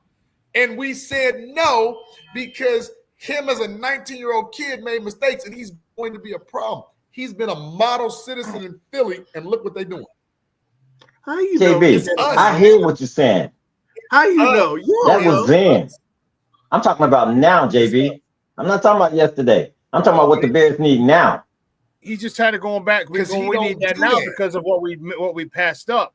That's what he's trying to say. Thank you. Because Jalen Carter, because Javon Dexter. I mean, this is a 4-3 defense, and the thing that makes this run is that 3-tech. And you put Jalen Carter at that 3-tech, man, oh man, this defense is different. I'm not a fan of dude, man. I'm not a fan of Jalen Carter. Not at all. Jalen Carter, the crazy part about it, their DTs are better than ours. Their DTs last year was better than ours, and I don't see it. I don't see what everybody was sitting up there talking I'm about. with you. I'm with you, pal. I'm with you. Right now, Dexter's sitting up there. Dexter's got 5 sacks. I think Jalen Carter's got 3. He's got 3. Got more tackles. He got more tackles than Jalen Carter, and it ain't Jalen Carter that ain't starting because some bitch is starting. But it's not just the but numbers. you have You can't get blind by the numbers. First of all, he's got 5 sacks. I'm sorry. First of all, he's got 5 sacks. But before that, would you wanted Carter in that position, or would you wanted Dexter in that position? Before you saw anything, Carter. I mean, Carter was the name. Absolutely. Carter was the name Carter was supposed to like top 10 pick. Yeah, absolutely. Yeah, he was the name coming out, but it's not like, man, like we just missed on this future Hall of Famer. No. Right now, he doesn't. He looks like a guy. He doesn't look anything special. Hey, well, I'll tell you this: Philadelphia is arguably the best team in the NFC. Absolutely. And the only reason why, you want to know why they are? You know why they are. What position did you play? Shit, that's because they got an offensive line. That's because they got an offensive line. And they got somebody. Not only that, they got a defensive line too. If they didn't have a good offensive line, Saquon would be killing their ass. He would be killing their ass, even if they didn't have a great offense. Don't forget they got Big Fangio over there now. And Big Fangio makes a difference. Thank you, Sean. Don't forget they got Big Fangio over there as defensive coordinator. Oh yeah, but let's be honest. They going because of Saquon. They already AJ Brown gone and called Hurts out already. Sit up there and say, "Hey, motherfucker, you can't be throwing for 108 yards." Hey, it's not the defense, bro. It ain't that offense. It's that defense. Wait. Oh, look, you know what? It's complementary football at its best. So you're saying that Saquon isn't making a huge difference over there. Is the defense. I'm not saying that at all. Who said that? So what are you saying when we're saying when Fowl is saying it's Saquon, and you're saying no, it's the defense. No, because he's got a phenomenal offensive line. I mean, you look at Swift, the guy we had, the guy who's with us now. He played there last year. He had 1,000 yards. Yeah, but I mean, Barely. This is my thing. Barely. They do got a good offensive line, but if Saquon Barkley wasn't there, Philadelphia probably have about 6 losses right now. Depends who their other running back would be. They probably have about. He on his way to 2,000 yards, man. Barkley on his way to 2,000 yards. That dude is literally legitimate in the MVP. You know what you're seeing? What you get? You're seeing what Barry Sanders would have done with an offensive line. There you go. You're seeing what Barry Sanders would have done with an offensive line. Even though he's a better receiving back than Barry is, but but you're definitely seeing what Barry Sanders could have did with a good offensive line. But listen, it didn't matter. It didn't matter who they put out, because remember they had Sanders, the kid from Penn State. They had Sanders. Then they had last year they had Swift. Now they got. It didn't matter who was running behind them, dude. It didn't matter, dude. They're controlling the clock on the ground. It didn't matter.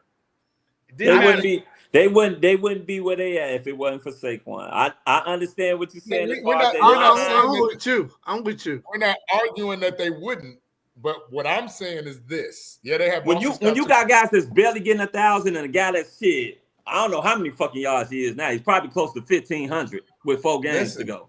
Listen, yes, we are not debating the Saquon effect at all because we wanted him here. You telling me we found me and you said, hey, give him that extra $3 million. Give him that extra 3, man. Give it to him. Yeah. Yeah. It's like Montgomery, man. It's like Montgomery. You know what I'm saying? We're saying is this, to amp what you're just going at, we're saying the same thing about decisions about certain personnel being made. Yeah. It fall upon deaf ears. Again, if I told you Jalen Carter and Montez Sweat have the exact same amount of sacks, you would call me crazy. Look it up. They do. They're the same player right now. But you know what? One impacts the game in all facets. The other, we looking for him to do one specific thing as a specialty, and he ain't doing it. But it's not. Wait, hold on. You look for the other needs help. The other needs help, JB. Let's be real, man. Like the two together. The reason I say don't look at numbers is because to borrow a quote from our old drunk Uncle Hawk Harrelson, don't tell me how many, when he's talking about home, don't tell me how many you hit, tell me when you hit them. Right. You sack a quarterback when you're down 30 points, down 20 points. What the fuck good is that? I need a sack on third down when they're trying to go for the lead. That's when I need that sack. Don't sit there show me all the sack numbers you got. Getting that from Jalen Carter? No, but what you're getting is disruption. And that's the thing. You're getting this disruption. Just because you don't see it, they don't have a stat for disruption. They don't have a stat for moving the quarterback off his mark. They don't have stats for that. That's why I'm not worried about stats. I need to see the tape. And if this guy can, if he's a problem, quarterback, and quarterbacks be able to run away from him most of the time, but he's running away. He's not able to make his reads. That's what he's doing. He's being disruptive in the passing game, in the run game. That's the thing that we had, that I would have loved to have had. Impact. So you don't see that? You don't see that with Sweat, Sean? You don't see that with Sweat? No, they double team him. No, they double team him because who else is worth it? All right. Okay. I'm saying, but that guy, he balls out on every snap, man. You know, that's what I love. I mean, I know he doesn't have help. I'm not naive. I'm watching the game, man. Hey, Robinson, I don't. What up, JB? 2 seconds. Sean, answer that question. If you can make picks that are effective and sign impactful players, you're not going anywhere. That one. That's it. Gregory right B. That's it. Problem we have. That's what you've been preaching, Sean. Yep. Yeah. Because you go after the problem is you go after these dudes. I mean, why are you drafting an offensive lineman that's hurt? It's like when we drafted the Chris Williams, Gabe Karimi, all them. Karimi, there you go. Yeah. Oh my goodness. Dan Thomas. Like, come on, man. Why people that are hurt? Oh my. And you drafted Kiran Amagaji. The dude again played in the Ivy League. What kind of competition does he have? Yeah. Is he facing Cal Long? Same thing, man. You want him to go up against Will Anderson? You want him to go up against a SEC defensive tackle or edge rusher from the SEC? But we haven't seen him play, though. That's the thing. What I'm sitting up there saying is this. I get what you're saying that he's from Yale, but we haven't seen the kid play for real. We haven't. And he hasn't gotten the opportunity to play either. I was hoping that he would, He's played. He played one game. He played like what? Maybe a couple series. That's it. Bro, he got hurt that same game. You don't know when you're gonna get your shot. You better stay ready so you ain't got to get ready. Well, the thing was, he was ready. He did a pretty good job. No, he was open. What? He didn't play well. He didn't play well. He was ready. Hold on. First of all, you guys. I think we argued about that too. Yeah, we did. Because also, tell me this: would Swift have scored that touchdown if he didn't? Hell no, he wouldn't, because he took out 3 motherfuckers, so he wouldn't have scored. No, the dude who took out 3 motherfuckers was Braxton Jones. No, he took out. Go back and look at it, Sean. He took out 3 motherfuckers. Is that the dude? That's what Braxton Jones hit him, and then he flipped over and he leg whipped the dude. No, Braxton Jones did it the game too, but Amagaji did it that same game. He just happened to go out that game as well. He got an injury and he went out, so he didn't finish. That was on a sweep to the left. I think I know what you. Yeah. He cleared out 3 motherfuckers so he could sit up there. So he sealed them open for the score. So look, I can't jump on a kid that ain't played yet. So one play, right. I get it. I agree, Sean. I'm not shitting on the kid. I'm just saying I need to see more. I draft the kid if he's hurt. Why? What? See, here's the issue. Why are you going to draft the kid that's hurt? Draft a kid from a lower division that's hurt.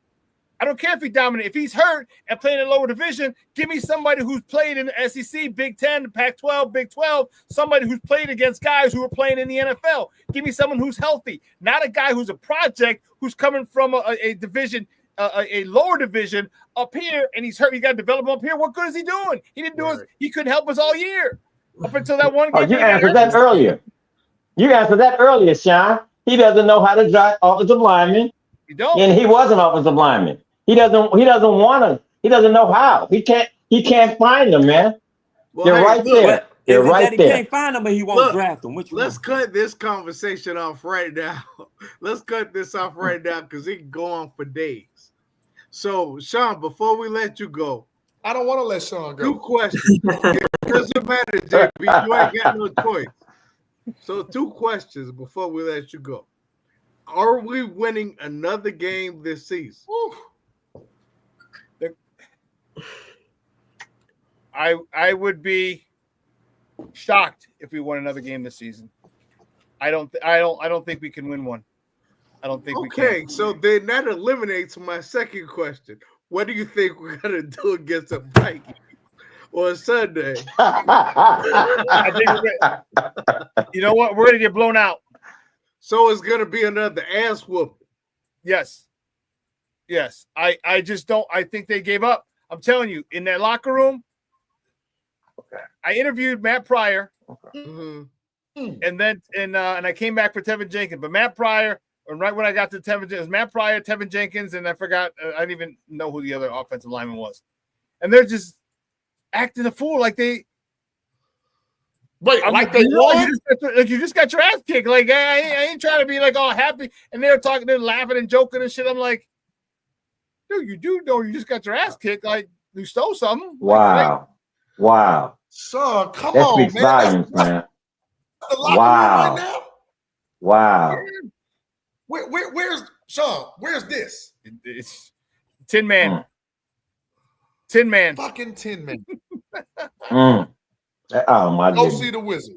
And the Wizard is George McCaskey. Oh Lord. Oh my goodness. Behind that curtain. Behind that curtain Said is it, George McCaskey. Real quick, I was falling asleep. I wasn't watching a movie. It was kind of watching me. Bring It On. You ever seen that cheerleading movie before? No, there's no reason to watch that. Yeah, I'm glad you said no. I have, young fella. Yeah. So anyway, you have? Oh man, I'm getting you a skirt. I'm getting you a skirt for Christmas, dog. Hell no. To the no, no, no. Hell to the no. So I'm bringing that up to say I woke up at the end of it, and this team won second place, and they were so happy and jumping up and down and screaming, "Yes, second place!" And I was like, "Oh my god!" But that could be an accomplishment for them. If you're ranked the 10th team and you win second, that's an accomplishment. But this Bears team is far more talented. You got the receivers, you got the running backs, you got the defense. No, I'm telling you, they should have been 7-2 after going into the bye. I said split the last 8 games, 4-4. All right, you're at 11-6. Hey, now you're fighting for the division. I don't give a fuck who you are.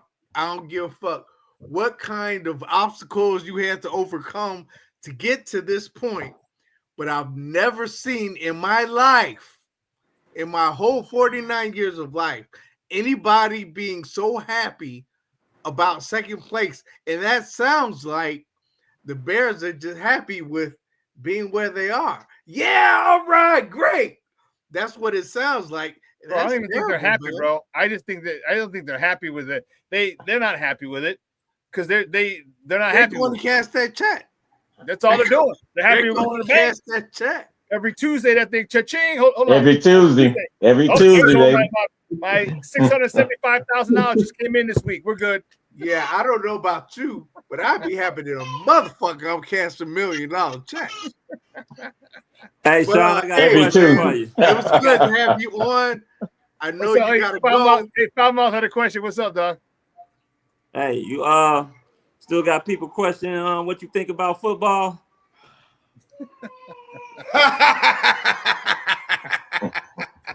Yeah. Hey, we gotta have that conversation, man. Yeah, maybe you should have that conversation off. No, we are gonna have it all there. All I'm saying is, I still, and I will to the day I die, I'll fall on that sword. Should have taken God bless it, Hall. Should have taken that Hall. Stand on it, brother. Yeah, man, get those, dude. Because do you realize what you would have got for Caleb? You probably got 3 first rounders, a couple second rounders. And now you got 2 first rounders, 2 second rounders this year, 2 first rounders, 2 second rounders next year, 2 first rounders, 2 second rounders the following year. You know how many good offensive linemen you could get? You know how many good defensive linemen you can get?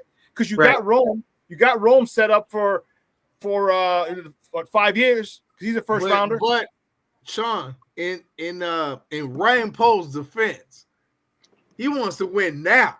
He's not. So I don't think he was so worried about, let's set up for next year and we can get this pick in this round. I think he wants to win now. But he didn't go about it the right way. This team was galvanized around Justin, around their former quarterback. They were galvanized around him. They would go to war for him. They would run through a brick wall for that joker. All right. And he had that locker room. And when he took him out, and that was the one thing I said. Like I said, man, you're gonna take that leader out of the locker room. I'm like, man, that's gonna be a tough haul. And if you listen to the way DJ talks, if you listen to the way he talks, he'll throw a little side jab at Caleb. Now Caleb is bossy. Remember that? He's bossy. Now we're gonna do it. We're gonna do it his way. Listen to the way he talks. Mm-hmm. The way he talks. Yeah, he said that at the beginning of the season. Yeah, he did. He said that with the kid. It's not. Mm-hmm. And I'm a receiver. Throw me the damn ball. Throw me the ball. You got a rookie. Good. Let him get some credentials like me. And when he can throw, he gets the ball all the time. Throw me the goddamn ball. And that's where he should say. DJ won't. DJ's more passive aggressive. And I mean, because he just needs to go up to the offensive corner and say, "Throw me the ball." Period. I'm that dude. Throw me the ball. You're the best prospect in 20 years. Guess what? I'll be your safety blanket. Forced me the ball the way Cutler forced Brandon Marshall to God bless the ball. Oh, didn't he? Oh, it was beautiful at times too. Beautiful. Oh, Sean, you got a weapon. Use it. You got a weapon. Use it, man. Right. Use it. That's why they gave him the bag. I agree. Where can everybody find you, Sean? Yeah, listen, Facebook, Twitter, Instagram, Snapchat, and TikTok, all one handle at the Sean Sierra. Sports Zone Chicago. You can tweet Sports Zone Chicago at Sports Zone Shy. We have a Roku channel. We have a mobile app. We'll be on tomorrow, 9 o'clock, 9 in the morning, 9 to 11. I got Glenn Morgan from used to be NBC Sports Chicago coming on talking Bears with me tomorrow. Monday, Wednesday, Friday, 9 a.m. to 11 Central Time. Catch us on Facebook, catch us on YouTube, our mobile app, and our Roku channel. Just download the Roku channel. If you have a Roku TV in the house, download that, and you can watch us on the big screen. That's where you can find me. Cool. Sounds good, man. Hey, thanks, Sean, for that insight, man, on that locker room, man. Thanks. Mm-hmm. No problem, bro. It was fun. It was fun talking. Appreciate you, man. Hey, come back. Come back, man. We want to have you back, man. Hey, I'm a text away, bro. Hey, I've never told you no. I've never told you no. Never big time dust, man. Appreciate that. You're my guy, dog. Come on, man. Appreciate that, man. And I guess we will have that conversation about an old boy off the air. Yeah, look like we're gonna have to go to output or something, man. Hey, don't you threaten me with a good time, damn it. Hey, Sean, I just want to know this. Next time you rant with dude, can I join in too? Because fuck him. Okay. So, Sean. Right. It was great having you on, man. We'll talk to you later. Say it with your chest, JB. Hey, all I asked was keep my name out your mouth. That's all I asked. I don't talk about anybody else on my podcast. You know what? You have a different take? Cool. If you think this guy is this, cool. No problem. I ain't trying to disparage nobody. All right, we all look at stuff different, but don't ever think that you know more football than me. I've been involved in 45, 46 football seasons. I played for 30 and coached for 16. All right, I played a hell of a lot of football, broke down a lot of tape. Okay? And you hear, Sean. You hear. You know what I'm saying? Yeah. So I'm not – you have your take? Cool. No problem. Don't try and drag my name in because you do that again. Like I said on my show, it's going to be on site. Ain't no talking. It's going to be on site. Call me. On site. I want a piece of that. On site. You know what? I'm respectful, but don't try and diss me. You got the right one. Right. You got the right one. Right. I like that kind of party. So be respectful is all I ask, man. You know what? Be respectful is all I ask. I don't talk shit about anyone else in their podcast. Don't talk shit about me. Yes, sir. Yes, sir. So hey, it was great. It was great, young lady and gentlemen. I definitely do it again. But I told you, bro. Man. Thanks, John. Appreciate you, bro. Whenever you want me to hop on, bro, let me know. I'm down. Oh, okay, appreciate it, man. All right, my man, 50 grand. Holla at you. Hey, he got to drop that information on the Roku channel. A lot of people do have those Roku TVs. Yeah, we'll put it in the group, man. We'll put it in the group. They can pick it up on the Roku channel every Monday, Wednesday, Friday, 9 o'clock. I think he said. That's Sean and Maya in the morning. You want some of that real talk, some of that keep it real shit that he was just talking? Yeah, you want to catch that then. Because he keep it real and doesn't bite his tongue about shit. Hey. Like that, man. I like what Crook just put up, that Tyreek Steven. Ooh, Effie with the checkmate. Sustained. Game over. Is that really Tyreek Stevenson, man? You know what? Even if it's not, I'll take it. What's up, Tyreek? Effie. All right. Drop the mic. Is that your real picture up there, Effie? Is that your real picture? Tyreek over here still talking with the goddamn fans. Get back in the goddamn game, Tyreek. What the hell are you doing over here in the damn chat? Right. Come on now. Pointing your finger. Study for the Vikings. Hey, Crook. Damn that. If he play the ball, man. Play the ball. Play the ball. So when his career's done, then he could be more than happy to come on and tell us the secrets in the locker room. But until then, can we take a bathroom break? Yeah, we can. Let's do that. We got some bills we got to pay. I got to call up Tyreek. Can we pay them bills? And be like, what the hell are you doing out here? It's Ricky. Hey, Ricky.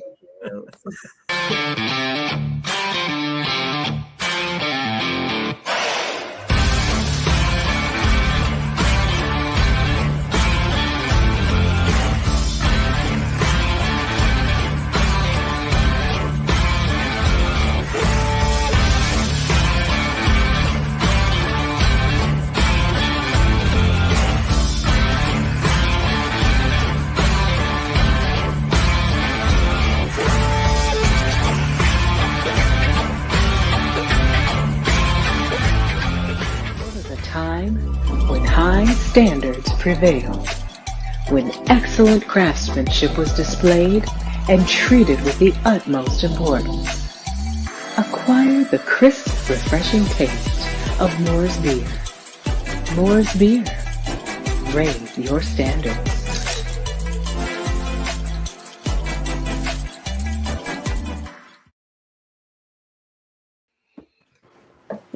Back just in time. So, man, that was dope. We didn't really talk much about the Vikings game coming up. What we're gonna talk about, young fella? I think they're gonna get their ass whooped again in prime time. Yes, because that's Monday night, isn't it? Yes, it is. No real answer for Addison. No answer for Addison. No answer for Justin. No answers. So I think it's gonna be another ass whooping coming. Did you all see the interview with Micah Parsons after the game? And he kind of said that he feels like there's a debt that they're paying that they don't know about or something. Like he was really emotional about that. And sometimes I feel like that with the Bears. Like just things that happen just seems like, what is this curse? This what? Like even with the Hail Mary, even with the what was the other play that just like even with the timeout, it just seems like the block kick, the non-timeout. Yes. Just a plethora of errors. I seen it. I seen this show before. I went on my Facebook, like I'm like, I swear God is a Chiefs fan because the shit that happens for them would never happen with us. Like how he hit the goalpost and it went in the middle, like little shit like that. That wouldn't happen with us. It still went in. Right. So I felt him last night when he was, he was really emotional last night or whatever. And when he said that, I sometimes feel like that with the Bears. I would say that's I think Sean got 3 championships to only our 1, though. I mean, if you're going to be cursed, at least you got 3 of them. Shit. Sean said what we was pretty much thinking. He just came out. He saw it. The Bears are like literally giving up. I never want to say that, man. I never want to just say they cashed it in. A professional football player is cashing it in, waiting to take that vacation, waiting for the last game, and is out of there. I never want to say that, especially about my team. Right. You know what I'm saying? Him being there and actually seeing it and and interacting, man, that's all I needed to hear, man. That's all I needed to hear. They do look checked out. That's all I was saying. I was like, checked out. We can't give up on these last 4 games. That's why I was using the example with the Bengals. They're having a losing season as well, but they're still giving it what they got, or whatever. So I just don't think that we should. That's a whole different culture. A whole different culture. Right. With Zach Taylor, a lot of people don't know this. As a 5-8 team, you do realize Joe Burrow leads in passing yards and touchdowns. Ooh. Chase leads in receptions, receiving yards, and touchdowns. Right. And the damn D tackle leading sacks. Yeah. Here's the other thing you need to realize. Other thing you need to realize about the Bengals too, and their adversity. This is not the first time they've gotten off the slow starts with Zach Taylor. They've gone year after year after year with slow starts, and the team still shows up and plays for them at the end of the year. His message still hasn't gone dead after having 3 or 4 straight seasons of starting off 0-4, 0-5, 1-6, and then they're still battling and they get themselves in the playoffs. That's the culture. But their players are still playing. Still playing hard and tough for him compared to what the players gave up with Eberflus. Right. How this all must reek right now, man. The stench. I can smell it here in the South Suburbs. Let me make entire facility. Let me make another point. Our run defense has been horrible, trash. So what the hell do we expect Aaron Jones is gonna do? I'll wait. Same thing in the last game, only he won't fumble. I mean, they have Aaron Jones and Cam Akers. Cam Akers went off the other day, Sunday. We're gonna get killed on the that defense. That defense made Kittles look 10 years younger, man.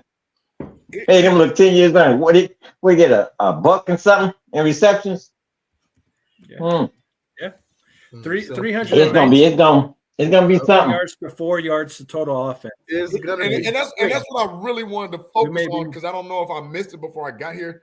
But we're talking about anointing Caleb and all this other bull. 4 yards. 4 yards. First half. Yeah. 4 yards, man. Yeah. My old ass. But you can't overlook that 217 yards given up. Can't overlook that other part. Damn, 217 giving up. Wrong thing. I'm worried about the entire team, bro. You worried about the wrong thing, because guess what? If Mr. Generational could generate more than 4 yards, our defense wouldn't be on the field as long to give up said yardage. That's where I say people they put the cart before the horse. They look at the trees but never see the forest. And that's the problem with this franchise and the fanatics. We're fans and realists, most of us. Then you got fanatics. But also, you can't take 9 minutes to do one touchdown when you're down by 20. Oh no! Now you want to slow down. That's the system. Right? That's the system, Lola. That's it. Thomas Brown is working with what he has. Defense can't stop a nosebleed. That's what you're saying. My defense can't stop a nosebleed, so let me elongate my offensive drive to try to spell them. That's what that is. The longest play from scrimmage, 17 yards. 17 yards in an entire game. Oh, it was bad. There's no explosive plays. There's no explosive plays in this offense. None. If there's an explosive play or play past 20 yards, it's because it's a defensive breakdown, more or less, than a good scheme that got them open. But they didn't. The longest play from scrimmage was 17 yards. Hey, but Commish, 17 yards. You got to look at this. because time of possession was only a 3 minute. It wasn't even a full 3 minute difference, right? Drives were 10-10. Look what San Francisco did with their drives and what we did with ours. The difference. Brock Purdy threw the ball 25 times, connected on 20 for 325. Caleb threw the ball 23 times, connected on 17 for 134. They're not the same. They're not. And you sitting up here telling me this the one? He's the one? I don't see it. I don't. That's fair. How do we know, JB? I mean, I'm not saying he's not the one. I'm saying, like you said, all of it's together. Offense, 3 and out, defense come back on the field. Yeah. So the defense is gonna look bad. They're gonna get winded. Go toe to toe with Mr. Irrelevant, who got 19 people on injured reserve. And you also have a coach that's out coaching Thomas Brown. That's out coaching Thomas Brown on this zone, man.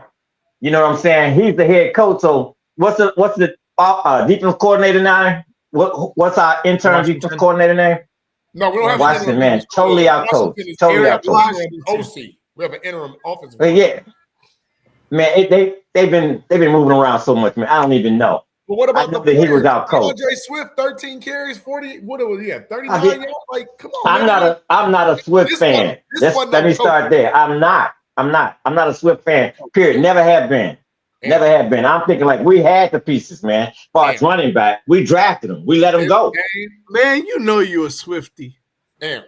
Oh, not absolutely not. Never have been. No. You've been seeing a lot of football. This game right here was not about coaching. It was about effort. It was about playing. Poor preparation, JB. Poor preparation, man. I think it was poor preparation, JB. That's the atmosphere. That's the environment and how it's all poor preparation. That's what that was, man. I don't think it was poor preparation. I think it was just a lack of fucking effort. I mean, you can tell. And where did that start at? Where did that start? Like 12 days. They played on Thanksgiving. Where does that start? Fellas, stop. They last after 10 days off. Hey, I agree. I agree. 10 days. I agree. It don't matter if you prepare any goddamn way, you can prepare as much as you want. If you don't come out there and get no fucking effort, it don't matter nothing. There was no effort. There's no fucking effort out there. There was no effort. None. It goes back to what I said. That's the environment, man. Guys that already got paid. Guys that have already gotten paid and started making business decisions. Terrence, like I said, they've already gotten the money and they're making the business decision on the field. And those are the worst guys to have on there, is to have guys that are making business decisions after they've already gotten their paycheck. That ain't about no businesses. And that's I don't believe in leadership. I don't believe in the person that's next to me. Well, look, so now I'm gonna do my own thing and preserve myself. The lack of effort on the field. The lack of effort on the field, not going for tackles. Look, guys, this is what we want to do now. We don't want to talk about. We're not going to talk about the past no more. We're going to talk about this game right here.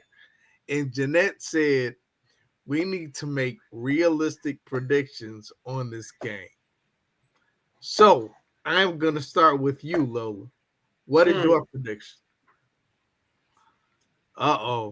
With the Vikings? Okay.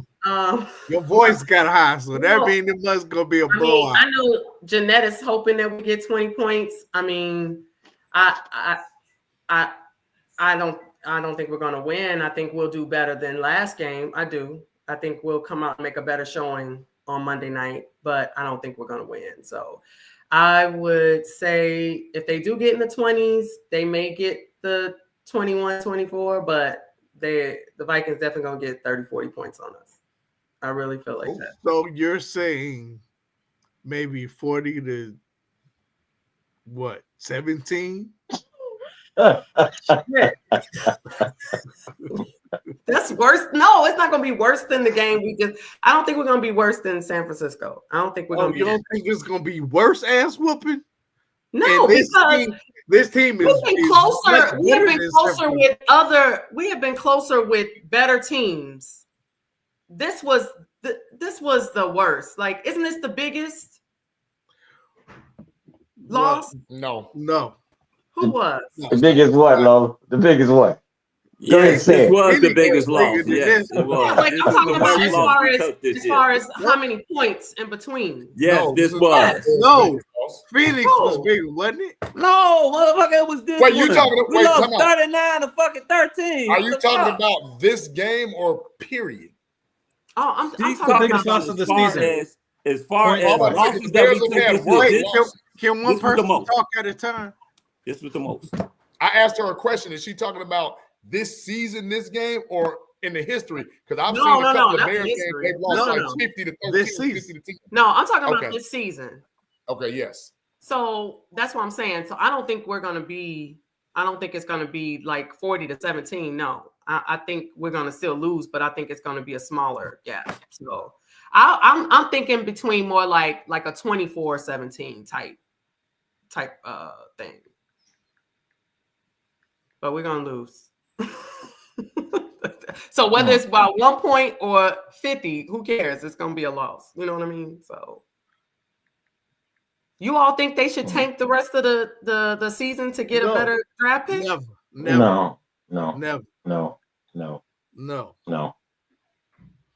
No such thing. Not out loud anyway. Not a professional team. I never think that a team should tank. No. Okay. Although JB prediction. the concept is great, but no, a professional team should never do that. If we lose every game in the next 4 games, and JB said we're at 8 right now, where do you think it would take us if we lost the next 4? We'd be in the top 6. That would for put sure. us in a really good Between position. 1 and 6. Yeah, real good position. Yeah. Between 1 and we ain't gonna be 1, but between 3 and 6. Actually, yeah. The New Orleans win flip-flopped us. Because we lost, they won, so now they're 5 and 8, we're 4 and 9.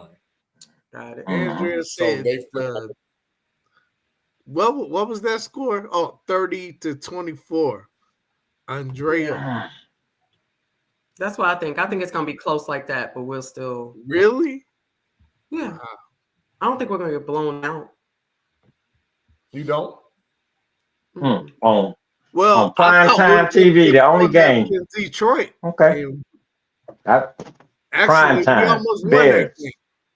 That's what I'm saying. We almost won against the Packers. That's what I'm saying. Like, this wasn't I don't think it's, just because it's the Vikings. I don't know. Just gonna throw it out. Can I be that person T right now? Can I be that person T right now? JB, you're always that person. Yeah, but right now I don't think y'all really feel me when I say can I be that guy. But go ahead. Go ahead, JB. Be that guy. I'm gonna be that guy. If you look at what's going on right now in the NFL, and I'm gonna be the first to say, I'm hopelessly optimistic sometimes. But you look at what the Vikings did to us, and then you look at what the Lions did to us in putting Penei Sewell in a run pass option thing. Their starting left tackle, they gave a handoff and said, the Bears suck so much, we're gonna let you throw a touchdown. That's telling. But you know what they're not gonna do? Guess who's 11-1? Oh, you already know. I'm sorry. I said 11-1. I think I meant to say 12, right? No. Detroit Lions. We play them after the Vikings, right? Everybody knows this, right? Last game. No. The Packers is the last game. Packers is the last game. The Packers is the last game. My point being, Amp, is this. If you look at what the Detroit Lions have in front of them at 12-1, the Vikings are right behind them at 11-2.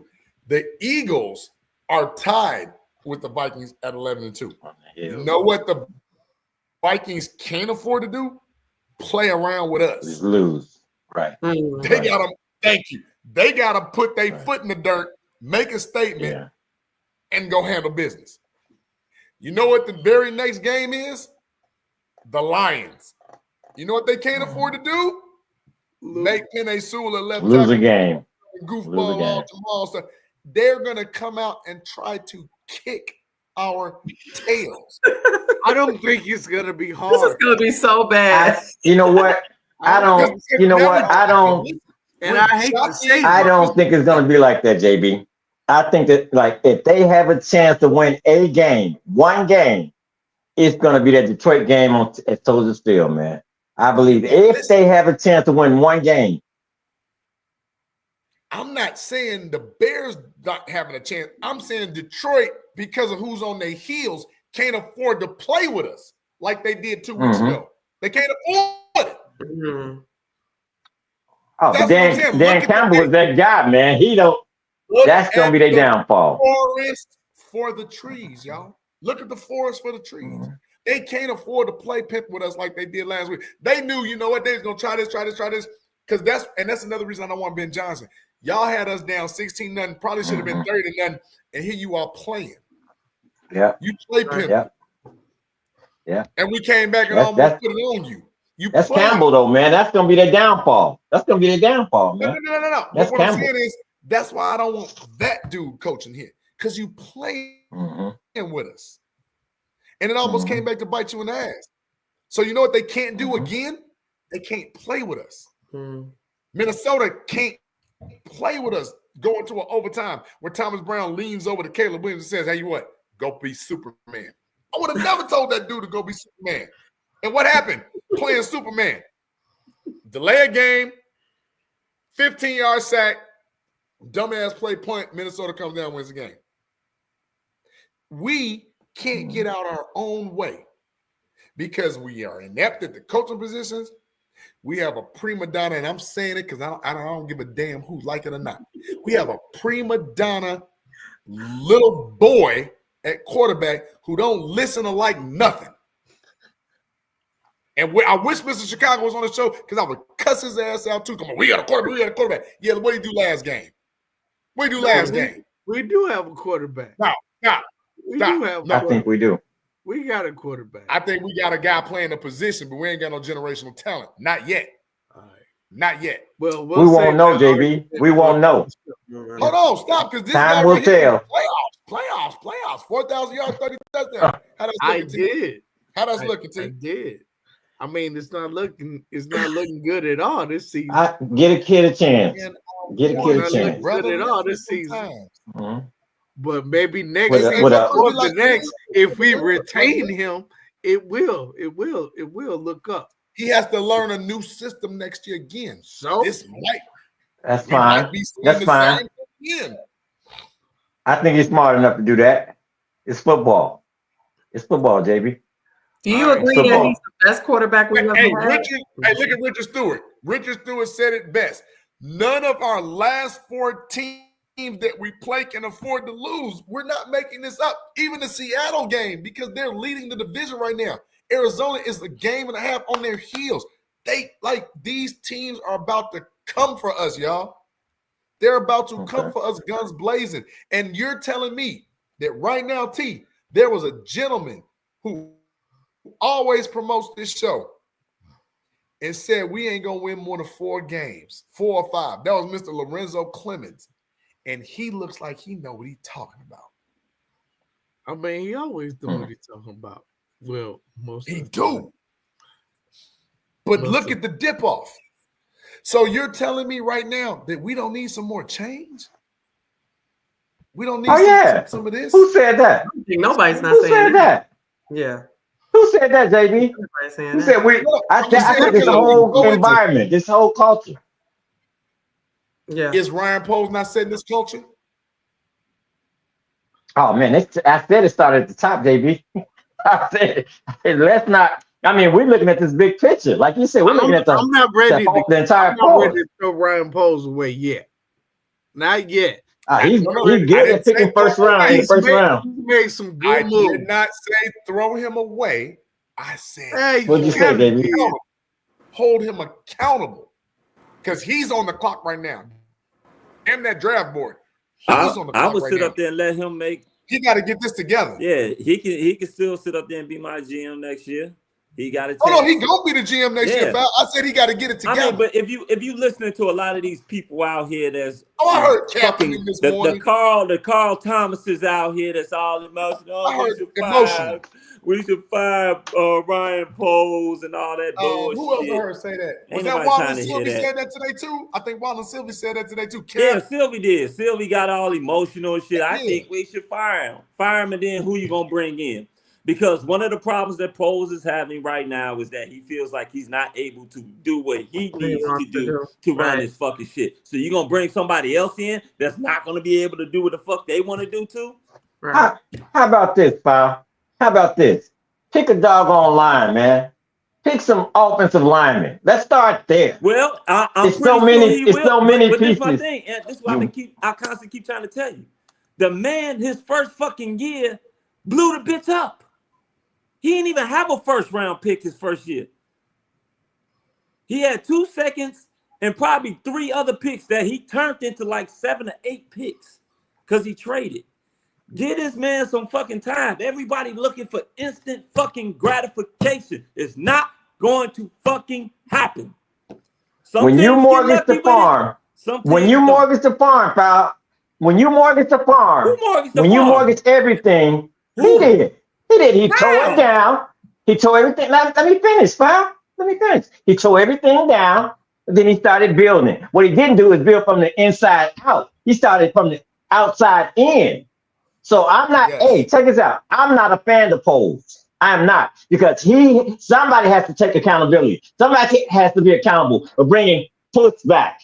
Somebody has to be held accountable for that, man. Did you not? We can't overlook that. Did you not listen to what Sean Sierra said? Did you not listen to I did. So what did he say? He said he wanted to fire him last year. They wouldn't allow him to do it. Yeah. So if you so what does that tell you though? If you don't allow the GM to do what the hell it is he needs to do, what do you expect is going to happen?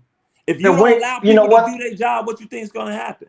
But you want them to take. You know what, Bob? We're in a vicious cycle, then, baby. We're in a vicious cycle, baby. This is bad. This is McCaskey. That's the problem. Yeah, everybody's man. This is a vicious cycle. Because even for Kevin to come out and say, "I'm gonna have," the say in the next coach or whatever, I think that's undermining Poles too. So yeah, if you're gonna undermine the people that you put in positions to make decisions for the team, then they're gonna feel powerless. So why do we have these people? Yeah, fuck it, let's get into some shout outs. Great point. We'll get back into this on next Tuesday, but for now, I'm with Fal. Let's get into some shout outs and coffee. So Lola, you can start us off. What are shout outs? Shout outs and predictions, because you ain't give me a prediction. Oh, she gave it 40-17. No, that was not my prediction. No. I don't think Vikings are going to get that much. I think they're going to win, but I think it's going to be like a 24-17, 20-17, something like that. I don't think it's going to be that big of a thing like the last. Okay, 24-17. 17. All right. So your shout outs, you can say what's up to somebody. You can say I want to thank so and so, or whatever you want, whoever you want. It could be anyone. Okay. Shout out to me. I like that. Okay. Check me out on Everybody Needs a Lola on all platforms. I have my own bartending and event planning business. So if you go on and dust your shoulders off, girl. She be pouring up them drinks. All right. She got that heavy hand. I do have the heavy hand.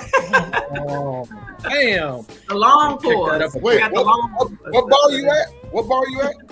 Well, right now I'm at Uncle Julio's, but I have my own business where you can hire me and be your bartender. I'm about to say, because if you at a bar, I'm coming.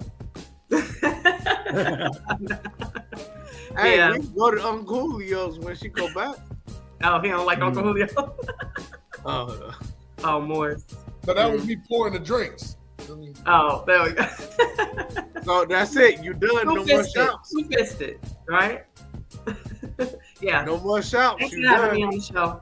I'm always a pleasure to be here with you guys.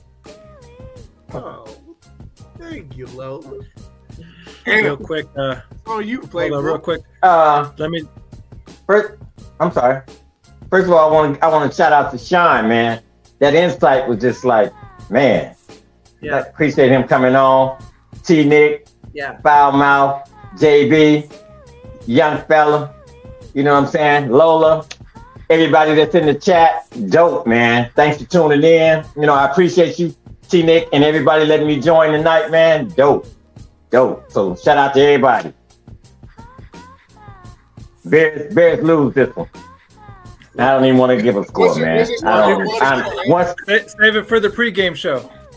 All right. Yeah, I will. Oh yeah, plug. Once Sean told me what he told me, once he said what he said, man, I'm like, he's there. He's there, man. Yeah. So I'll save it. The man's seeing it firsthand right there. And the pregame show is going to be on Monday. What time? Real quick, I just want to give a quick shout out.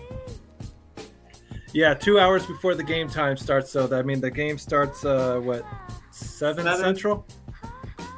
Mm-hmm. So 5 Central. So like 5 Central. So yeah. So and then after that, we'll have the fantasy football show on Monday as well. It's a doubleheader for over here at the Clubhouse. So want to give a shout out real quick. Fantasy football wise, we have the Chicago Clubhouse Network Fantasy Football League. It is fantasy football playoffs, so I just want to give a quick shout out to all the teams that made the playoffs. Yeah, it's the playoffs. So quick shout out to Cougar 917, Quinn the dog, Mr. Chicago from the Chicago Clubhouse Network. He made the playoffs. Chicago Chi-Town Mob 23, Nighthawk 17, Frank the Tank made the playoffs, and shout out to J Mac, one of the guys that comes on our show as well for fan appreciation. He made the playoffs as well, and then last but not least, of course, your beloved Crooked Commish made the playoffs as well. So shout out to everybody. Shout out to you, T. Nick, for letting us do that and giving us the Monday night show as well. So, and shout out to the Bears for letting me down like they always fucking do. So, I'm out. Oh man, JB, it's on you, man. So I'm gonna go back. So first of all, you would ask a question about a young lady in the chat. If that's really her, yes, that is really Effie. That is what she really looks like. Hi, Effie. That's not what CGO, whatever the hell that shit is called. That's AI. That's what it really looks like. That's real. So there's no more doubting about that. Lola, Amp. Say it with your chest, JB. Sean, love when you guys come on. It was definitely like a really, really good time to talk. It's always a good time to talk to Sean. Sean always has so much insight, and he don't big time, right? He can sit up there and name drop and say who he knows, this, that. Sean never does that to us, and I appreciate it. He don't do that. He know everybody. He don't do us like that. But he don't big time us. Don't big time. I appreciate it, Sean. Same like Herb. Herb don't big time. I appreciate it. When you come on. But when we get down to it, we're gonna dive into this chat. Actually, you know what? I'm gonna give my predictions first. Lola, you were close. You said 27-13. Yeah. No, I said 24-17. Oh, 24-17. Okay. So I got 33-17. I just think the Vikings, they're not gonna take no chances with us. Oh man. A couple of field goals. Justin Jefferson been getting over Jordan Addison been killing Hawkins. I just 33-17 is the number that's just coming out to me, right? Okay. I just take it. I don't know why. But first and foremost, our first guest of the night, Richard Stewart. Thank you for chiming in. He said, give me Vrabel or Flores when you're asking about the coaches that he wanted. Michael Dighton, I believe Michael Dighton is a new one. Thank you. Look at how many drafts it took Detroit to get where they are, or are they on the Niners? We just need a couple more top 10 picks. You're right, Michael Dighton. And that's why we should have made the moves and to get Justin more help, not put everything in Caleb. Obviously, Turkey Commish, Jesse Cottrell, Secret Bajent Man. I guess you're a Tyson Bajent fan, Secret Bajent Man, but thank you. I'm a Bajent fan too. I ain't gonna lie. What? What? Like what? Why? What has he done? Like, Right, JB. Right. Man, you used to like Caleb Haney. Why? You can like Kyle Orton because Kyle Orton actually did something. You know what I'm saying? Like Caleb Haney. He hasn't actually. Should have started in that Super Bowl, baby. Should have started. Right, Tyson Should have started. That's just my opinion. That's just my opinion. You know what I'm saying? Hey, bear down always. Big Sean from many. Big Sean, big fan. Man, sorry about what those a-holes from TTNL did to you. Just watched your video over the weekend, and I now watch their BS when they call you out on F them. Thank you, Jesse Cottrell. Thank you, Bears Down. That was a shout out to Sean. Bot Riggs, Logan. Thank you. Hey, Sivius R. Dixon, what's up, brother? Appreciate you. Michael Brown, I believe Michael Brown. He called TTNL a-holes. He did. You want me to read it again? Yeah. Bears down at 8-9. They are. Oh no, I'm sorry, I missed that. Bears down at 8:28. Big Sean, meaning Sean Sierra, big fan, man. Sorry about what those a-holes from TTNL did to you. Just watched your video over the weekend, and I now watch their BS when they called you out. F them. Bears down to 8-28. Wow. Thank you, Bears down to blood. Nice. I gave you Logan. Sivius R. Dixon. Drama! Michael Brown, thank you. He said blame it on the McCaskies. Leah, thank you for chiming in. Alex Solis, thank you for chiming in. Alex said our defense looked horrible. We kept leaving the damn 49ers receivers open, and Williams has been sacked way too many times this year. Absolutely, Alex. We echo your sentiment. Crazy Ace. Tucson checked in. What about the defensive line? Yeah, that's a problem too. We got a lot of problems. Akeem Hunter played running back and I believe safety for Northwestern University, D1. Shout out to him. Champ Rubio, thank you for chiming in, Champ. Charles Davis is on fire, y'all. Charles came in with some heat today. Jeanette Johnson, one of our P1s. We appreciate you. Thank you, Jeanette. Boswell Lathan is slowly becoming one of our P1s. Boswell be on it, man. Draft another QB just in case. That's what he wants Ryan Poles to do if he has a job. Hey, Poles, I'm just repeating what Boswell said. He also said, wonder where they all in agreement with Caleb. Maybe they weren't all in agreement with Caleb. We'll never know, but it kind of, I see the dissension. Right. General Manager John. Offense is dead last in yards per game. Yes, they are. Yes, they are. General Manager John was on one today. I don't know who that is, but I appreciate him. I'm going to continue to chime in. I said Charles Davis, Jessica Trail. Oh, my man, Crazy Ace. Hey, salute to service, y'all. Salute to service. Crazy Ace out there in Korea, still representing the CCP, still representing the United States of America, living his best doing it. Easy, thank you for chiming in. Easy, catch Easy when you catch him. He's a CCN worker. Where you catch him? You don't have a specific day. Hey, whatever you feel like. Gregory B. Lewis, a.k.a. G. Sizzle, from the Iron Skillet Podcast and Iron Skillet Media, chimed in often in that 9 o'clock hour. Thank you, G. Sizzle, for chiming in. Victor Elliott at 9:15. I believe Victor's new. Tremaine Edmonds is a dog, though, at linebacker. Tremaine Edmonds ain't bad. I would like him to do a little more. G. Lou was on.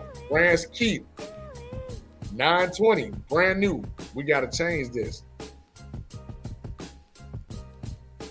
Whatever this is, we need to change it. Well, do we know what this is? Because this looks worse than we have an idea.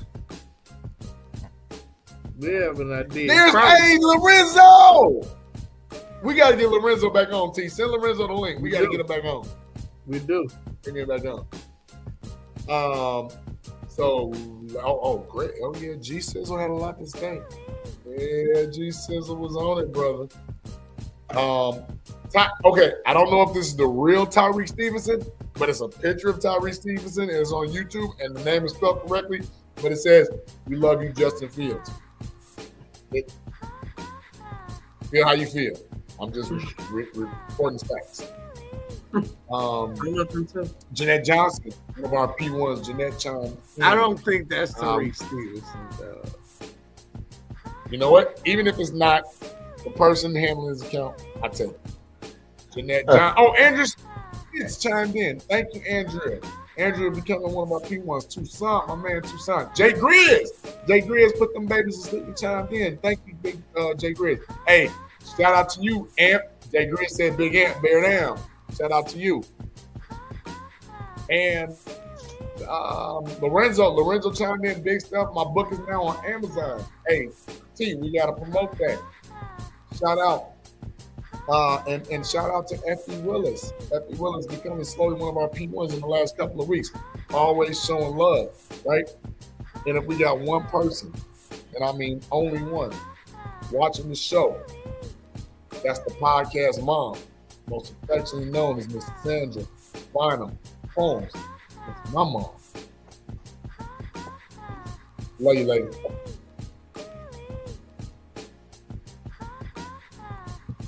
They're asking about Lorenzo's book. Mr. Clemens. What's your prediction? What's your prediction, JB? What's your prediction? He said. I said 33-17.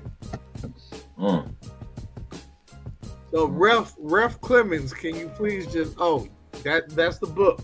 Not just a journey, but a slow walk. By Lorenzo Clemens. That's the referee. Hopefully we will get him on the podcast sooner rather than later.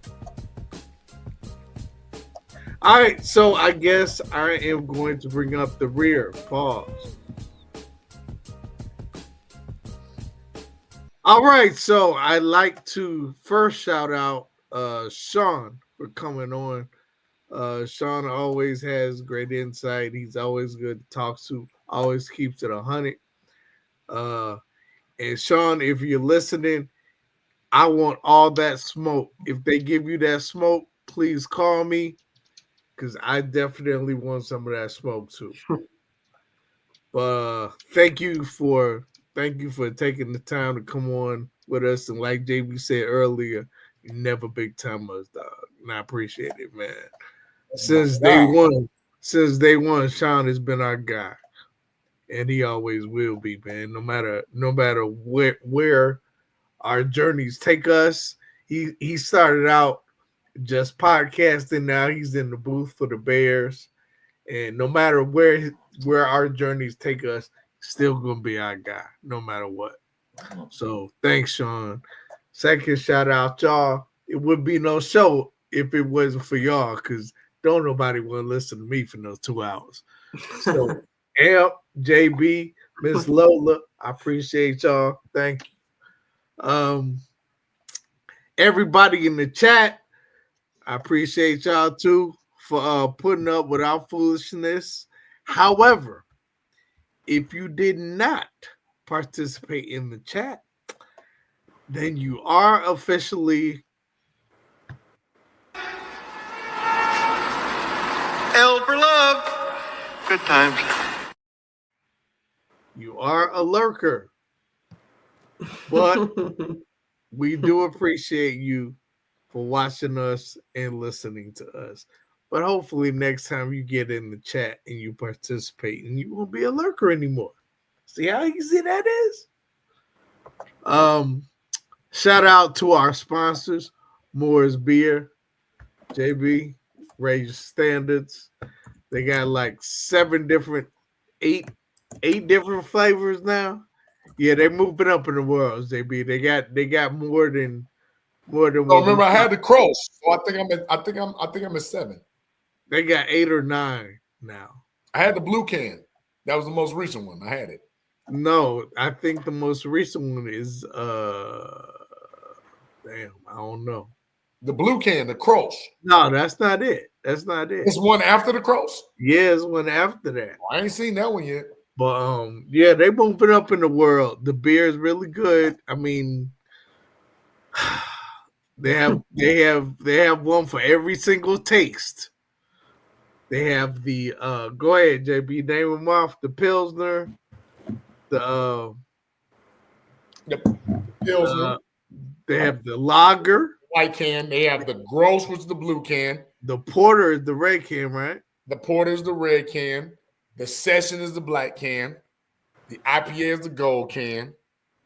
The Nat King Cole is the brown ale. That's like an olive can, right? No, the Nat King Cole is like a brown can. It's called brown ale. And it's got Nat King Cole Unforgettable. Oh God. Yeah. Oh. You had to give us the same. Oh.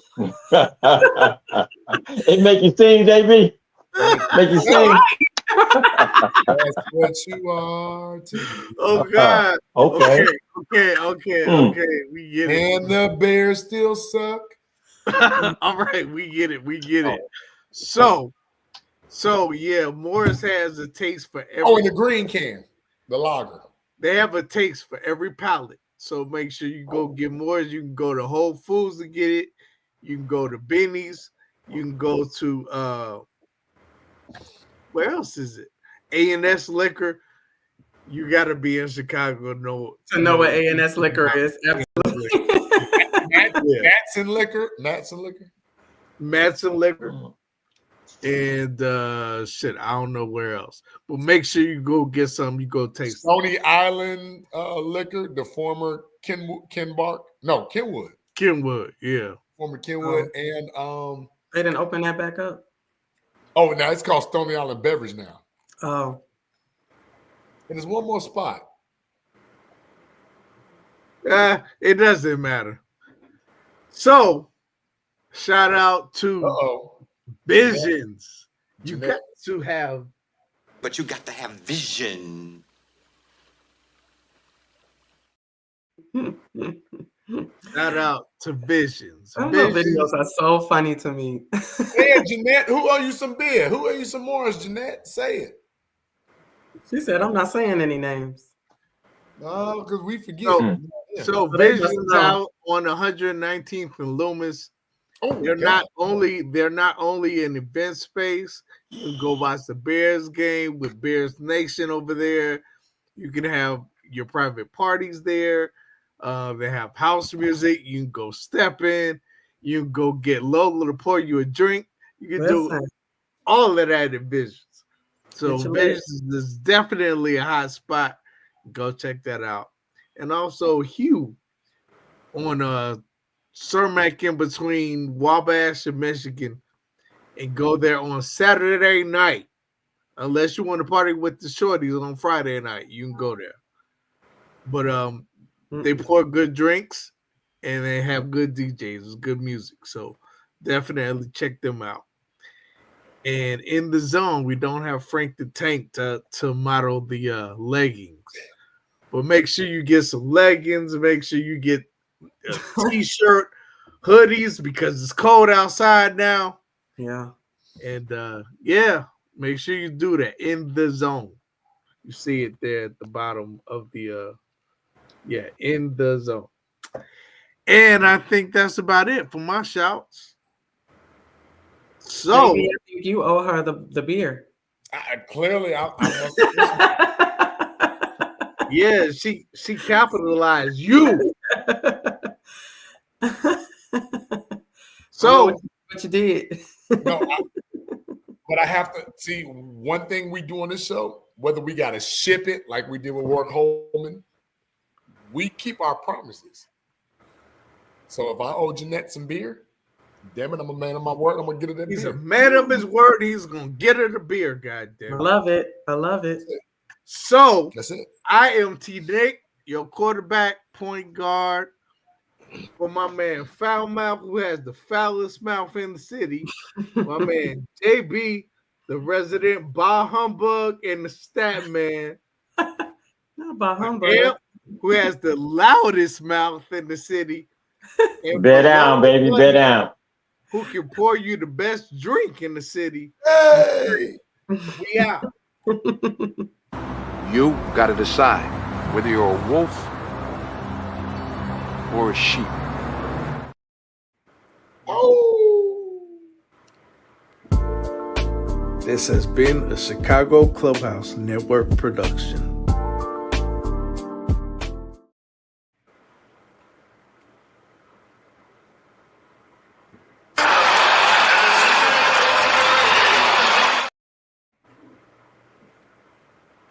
Goodbye, Russia. Why y'all still?